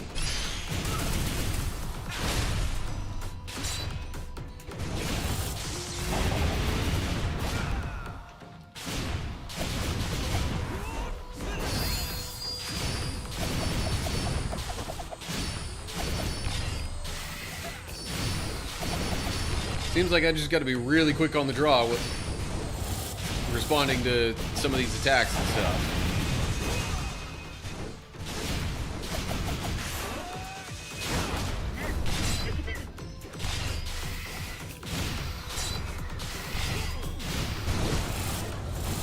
I pressed A!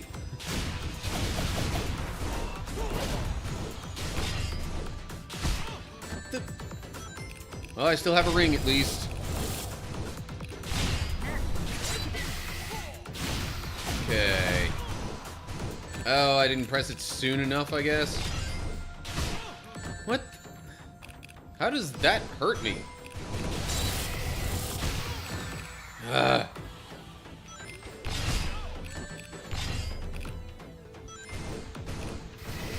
Jeez. Okay, fine. Sure.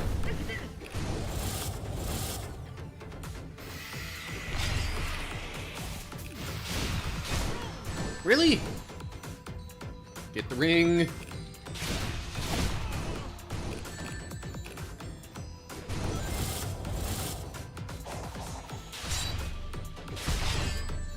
What in the... Ugh.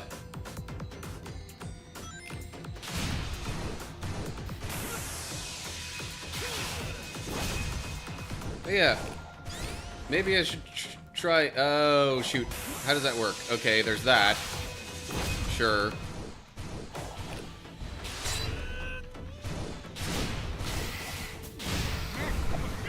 Finally. Jeez. Somehow got through that.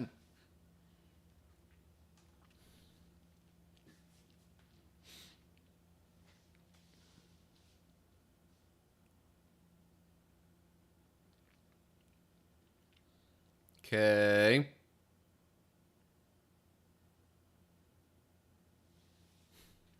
Now what?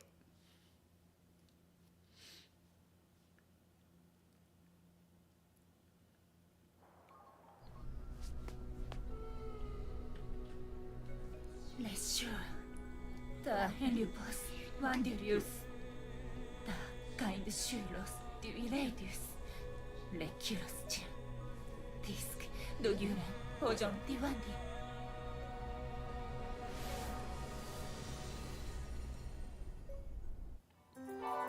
Okay. And now there's another trial tower that can be ascended.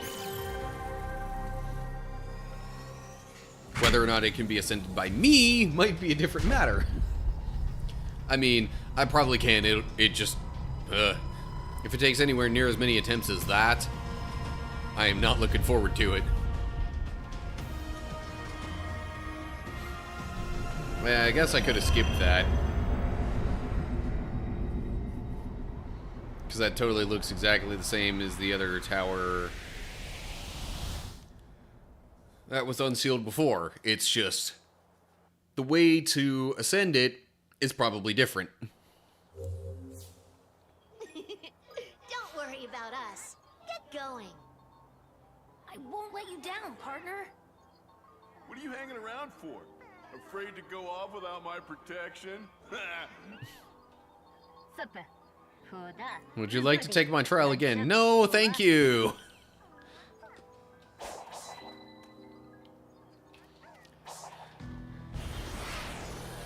And I kind of intentionally said that exactly as, you know,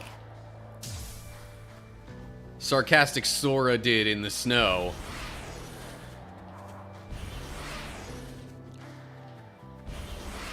Kingdom Hearts 3, Arendelle, after getting flung off the mountain by Marshmallow.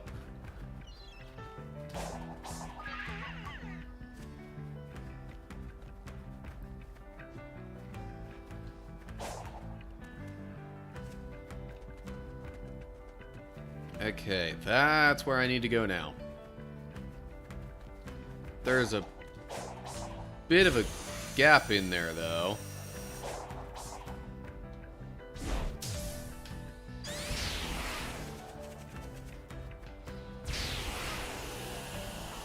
Oh? There's a portal? What is here?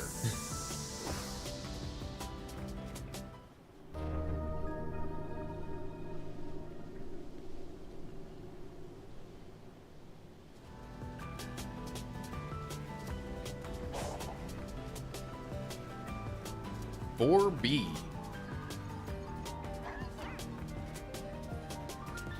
So wait. Okay, I know there are more of these across the map in this particular area.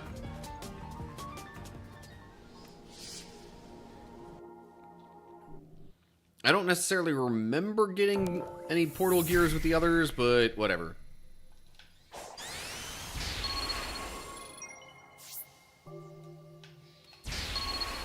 Oh, now it's giving me spin dash tutorials.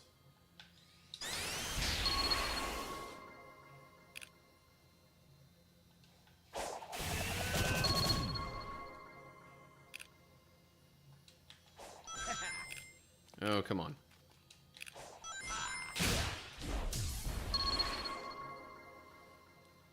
Whatever. Thought for a second I might have had a chance at getting another star in that training stuff.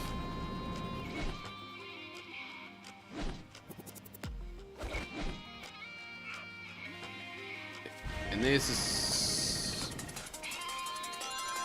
maybe gonna be a different level than... Oh, geez. Hang on.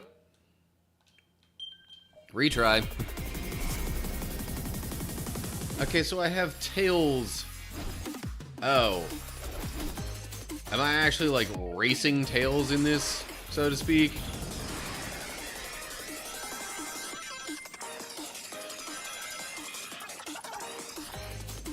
If so, I'm not entirely sure that I like that.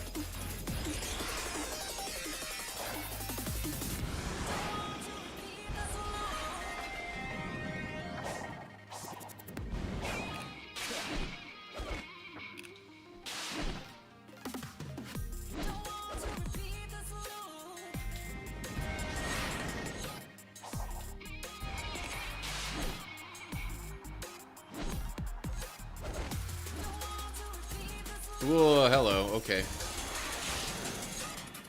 I missed the transition there. Hang on. Since I'm starting it over anyway.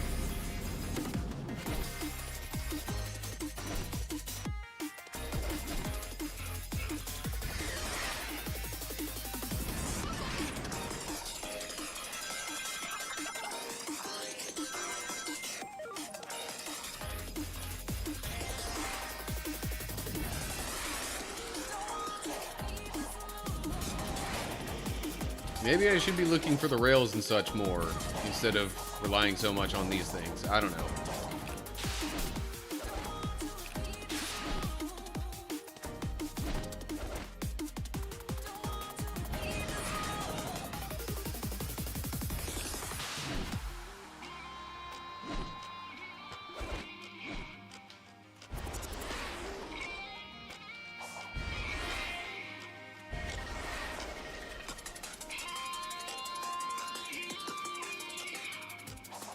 Okay. Really wasn't sure what to do for a second there. There was something else I could have, like, jumped on.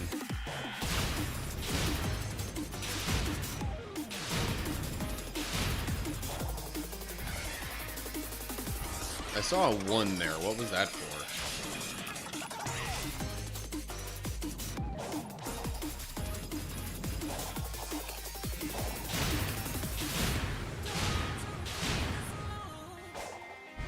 Really? And there I go. Also, I was way the heck behind Tails there. At the end of the stream, are you thinking about raiding? If so... Sure, I can raid at the end of the stream. I am thinking about ending it kind of soon, honestly.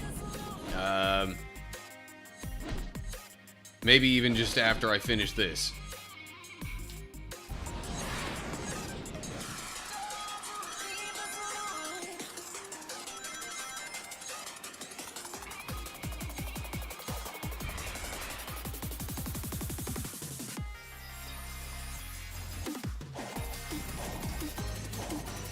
Let me try this rail here.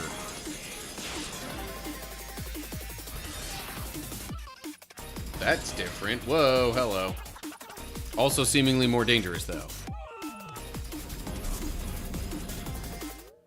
Ah, you want me to raid Sensei. Okay, yeah.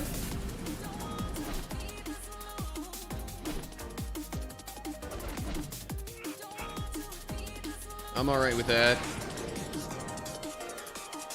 My other choice for a raid, if you hadn't said something and he was available, was maybe going to be somebody called Chovy.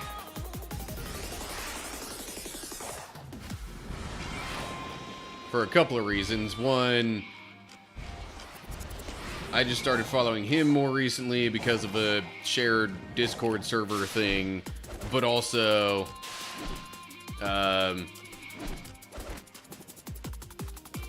he just followed my channel here because of the whole blessing boat thingamajig. Or at least during that, I should say. Maybe not because of it. Oh, so you know Chovy. Alright. But anywho, last couple streams, Sente has been playing Kingdom Hearts 2 Final Mix. Yeah. Okay.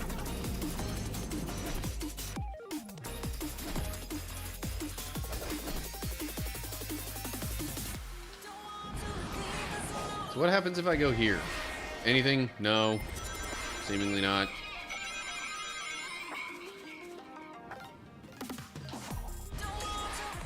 Huh. I did see a little ramp kind of thing up around there. I almost wonder if...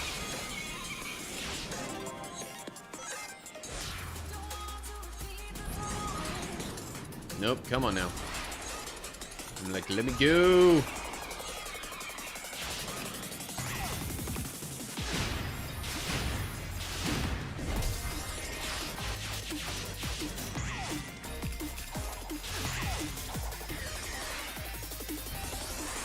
Yeah, I'm still pretty far behind Tails, it seems.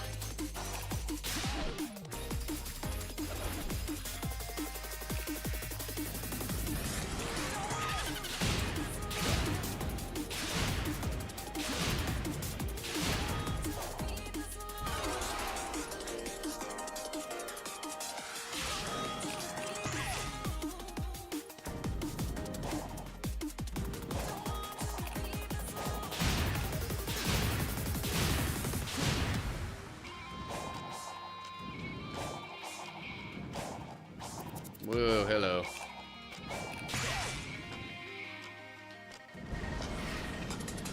Okay, well, I don't think I'm going to be beating Tails in this, but maybe that's just one of, like, the sort of side mission things that you can do to get extra keys or whatever. And what in the world? And I'm all the way back to the beginning. There are no checkpoints in this. Why are there no checkpoints in this? I guess because, once again, you know, it's meant as an extra challenge.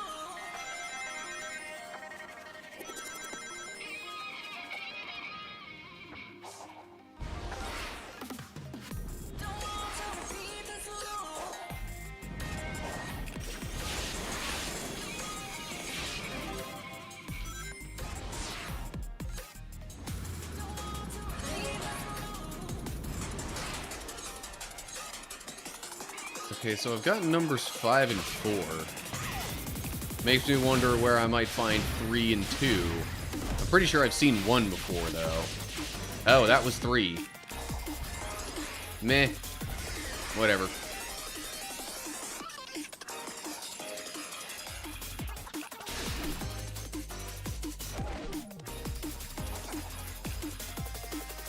Oh, and there's 2.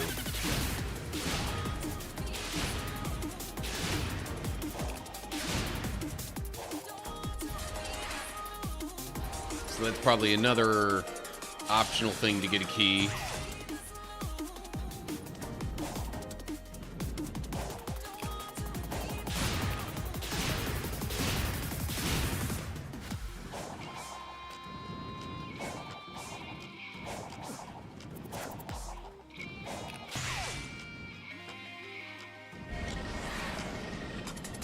No. Okay, maybe don't boost through this. Just to make sure that I don't, like, lose my footing or whatever.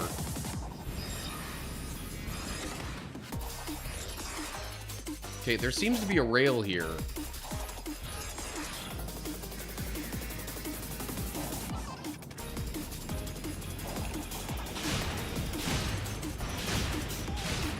Alright, please let me just use this as a major combo chain thing all the way to the end. Okay, nope, it wasn't quite all the way to the end. Ah, you gotta be kidding me. Haven't got much time to see the whole gang the last 2 weeks. Jate went to a conference, then caught COVID. Right. Yeah, it was, Crud, what was the thing he was at? He and a bunch of others were at something, I think it was the Nerd Culture Ministry Summit? Something like that.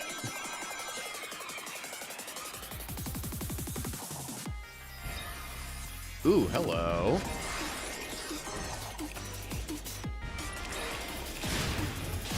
So as the ministry part of it implies, it's, you know, like a gathering of Christians who have a desire to specifically reach, you know, nerds, geeks, those kinds of people who generally would, for example, you know, enjoy video games or other such things.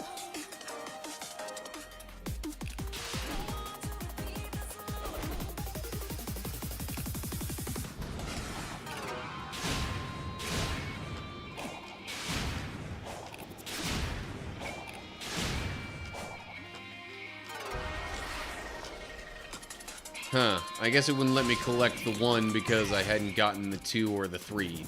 Or, I might have been able to get the 2 before had I gotten the 3, but I didn't get the 3. And oh my gosh. Okay, that one, though, was just me not dashing at the right time.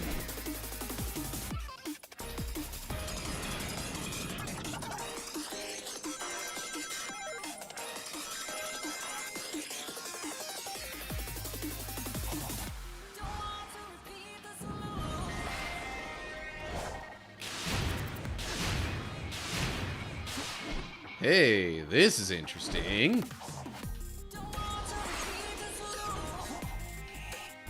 Whoa, nope, went too far that way. Okay. Definitely gonna try that path, though, because that feels a lot quicker.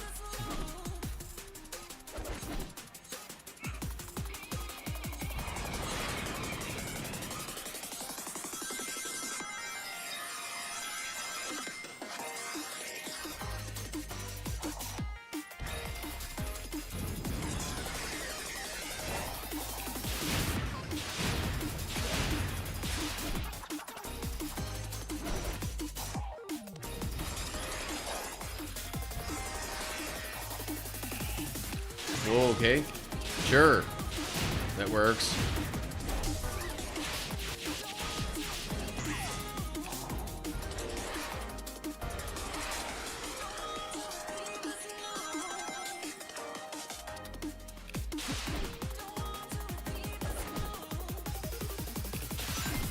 Aha, I knew there was something there.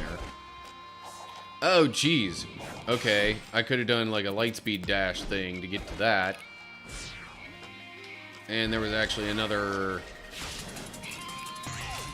thing that I could have grabbed onto. But oh well.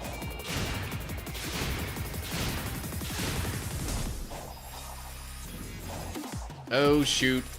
I forgot that one of those falls out from under me. Except I think I've made this impossible now. Ugh. Okay.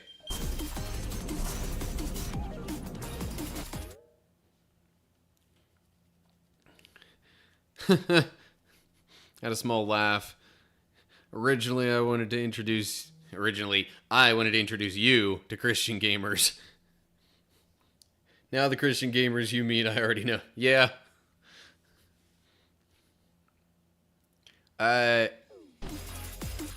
definitely get what you're saying there. It's just I'm so busy, you know, being one of the streamers / content creators that I'm not currently able to spend as much time finding and engaging with others.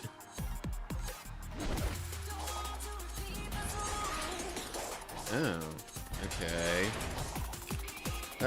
What? There was a thing I could have dashed onto there.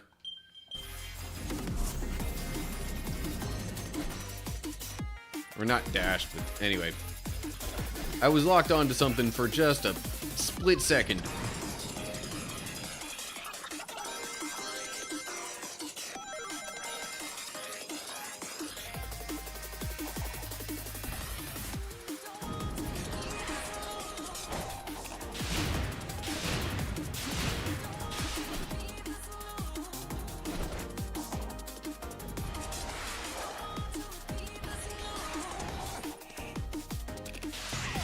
Okay, so there's actually something up there that I'm supposed to kind of be able to grab onto if I do it right.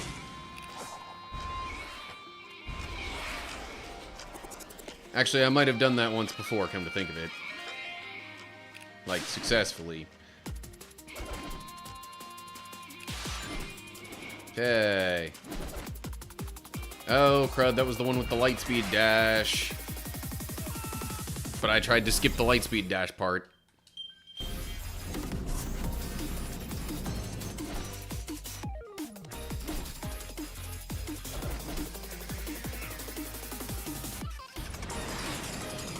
Eventually, I will get this figured out. Just like I did with the tower. Hopefully it doesn't take me as long, though.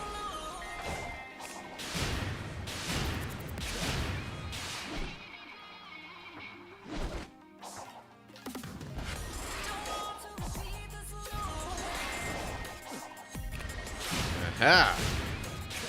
There's a thing. Yeah, that's a bit of a shortcut relative to other options I've seen.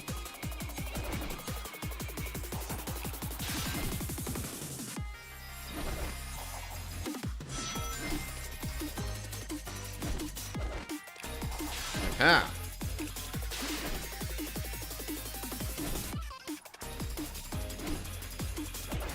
Oh, that was way better than spending all the time to try and climb up that thing.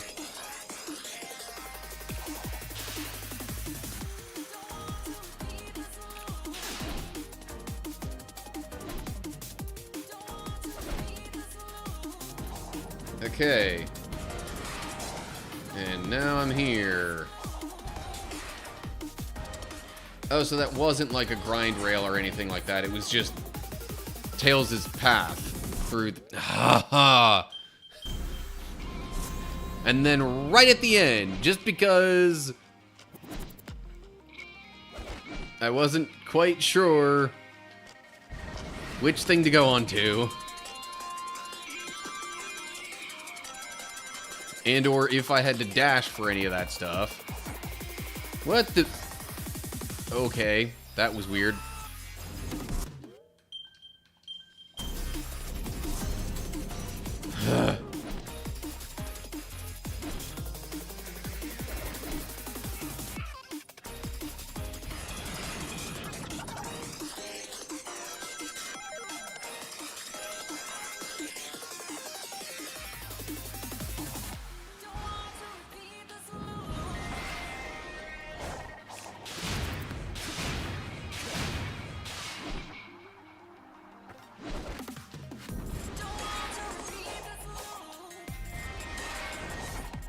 What the... Okay.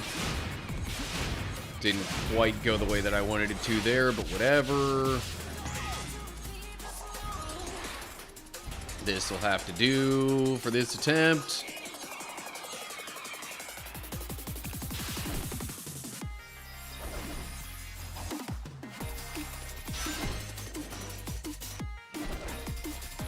What the... Why didn't it let me do the light speed dash thing? I was like right there. Great, now I'm like, I don't know if I'm just making incorrect assumptions on some of this stuff that I already know is possible, or if the game is just being finicky. See, it did that again. Okay, well, at least I've got this option.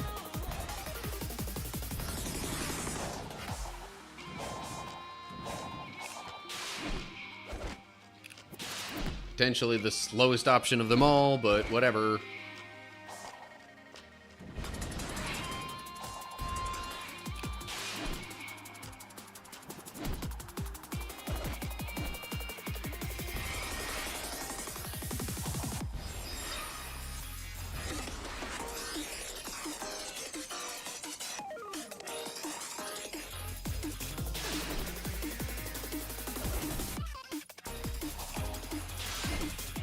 Okay. Let's not assume I'm getting the lightspeed dash until I'm actually, like, directly at the rings.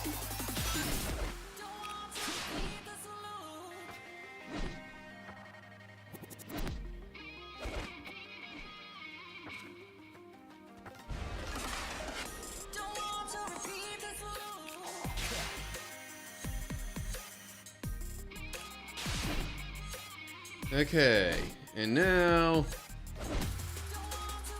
we arrive at the end. Ish.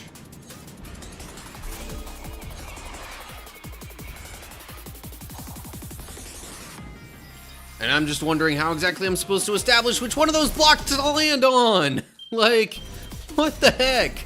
Right as I'm about to approach them, like half of them just drop into the void.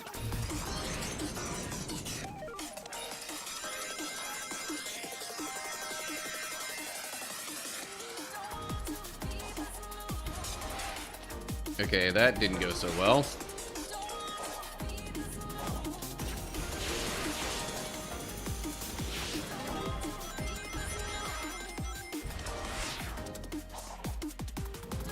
What the... That dropped out from under me way too fast.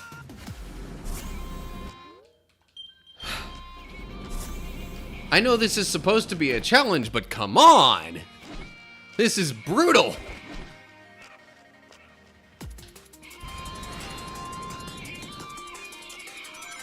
I promise you I am not bad at video games.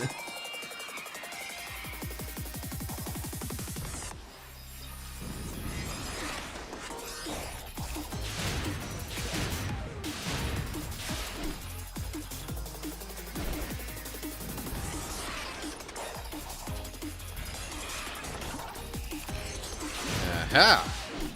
Okay. Wow, I was like right behind Tails for a second there.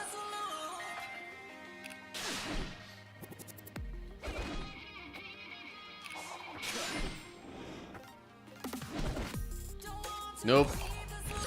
Okay. Whew. Somehow saved that.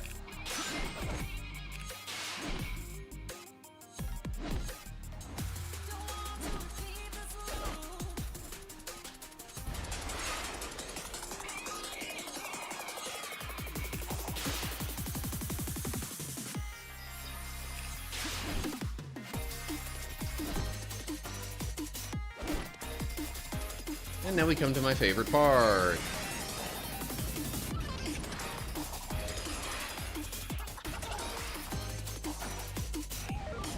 Oh, hold up. I landed on something. Huh. Oh yeah, these guys.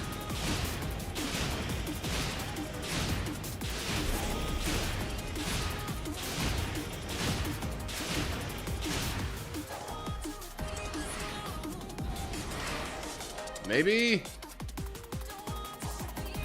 Hey! I made it! Not before Tails, but I made it. Please tell me that still counts as something. Okay. And optional things. Finish with all the number rings. Finish with all the silver moon rings. Rescue all the animals. And finish before the hologram Tails. Nope, that's good. I'm good. I've had enough.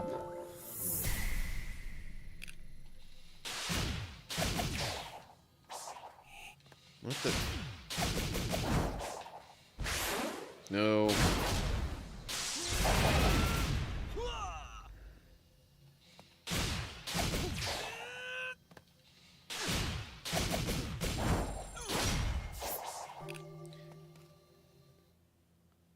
Anyway. Okay. Yeah, I think I've had about enough. Unless I wanted to just get myself close to the next tower thing.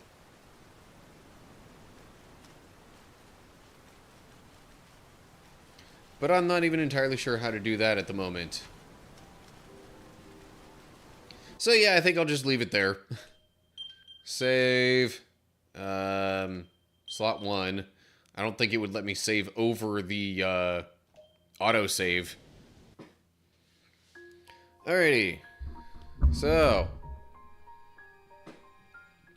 with that, I suppose I will be concluding the stream. Thanks for watching. Hopefully I'll see you again soon. I'm pretty sure at least at some point in the day I will actually be streaming on Thanksgiving Day, so if you happen to be looking for something to watch, maybe tune in, maybe not, I don't know. Depends on what you're looking for. But I will definitely be back next week. A little bit earlier than this week, because there's no Blessing Boat thing going on. It's a monthly thing, not a weekly thing. So yeah. Same, well, slightly earlier time, same place, yeah. Alright. And I will keep you posted on whatever plans come up that might affect streaming time and such. But anyway. Okay, so, I guess now for the raid. And, per request, Sante. Actually, let me make sure I open up a channel on my, or not a channel. Let me make sure I open up a tab on my web browser so I actually, you know, see who I'm raiding into and what's going on. Right now, he just has a please stand by thing, but anyway. Okay, starting the raid. Because I assume that means he'll be back at some point soon-ish. Alrighty. Raiding.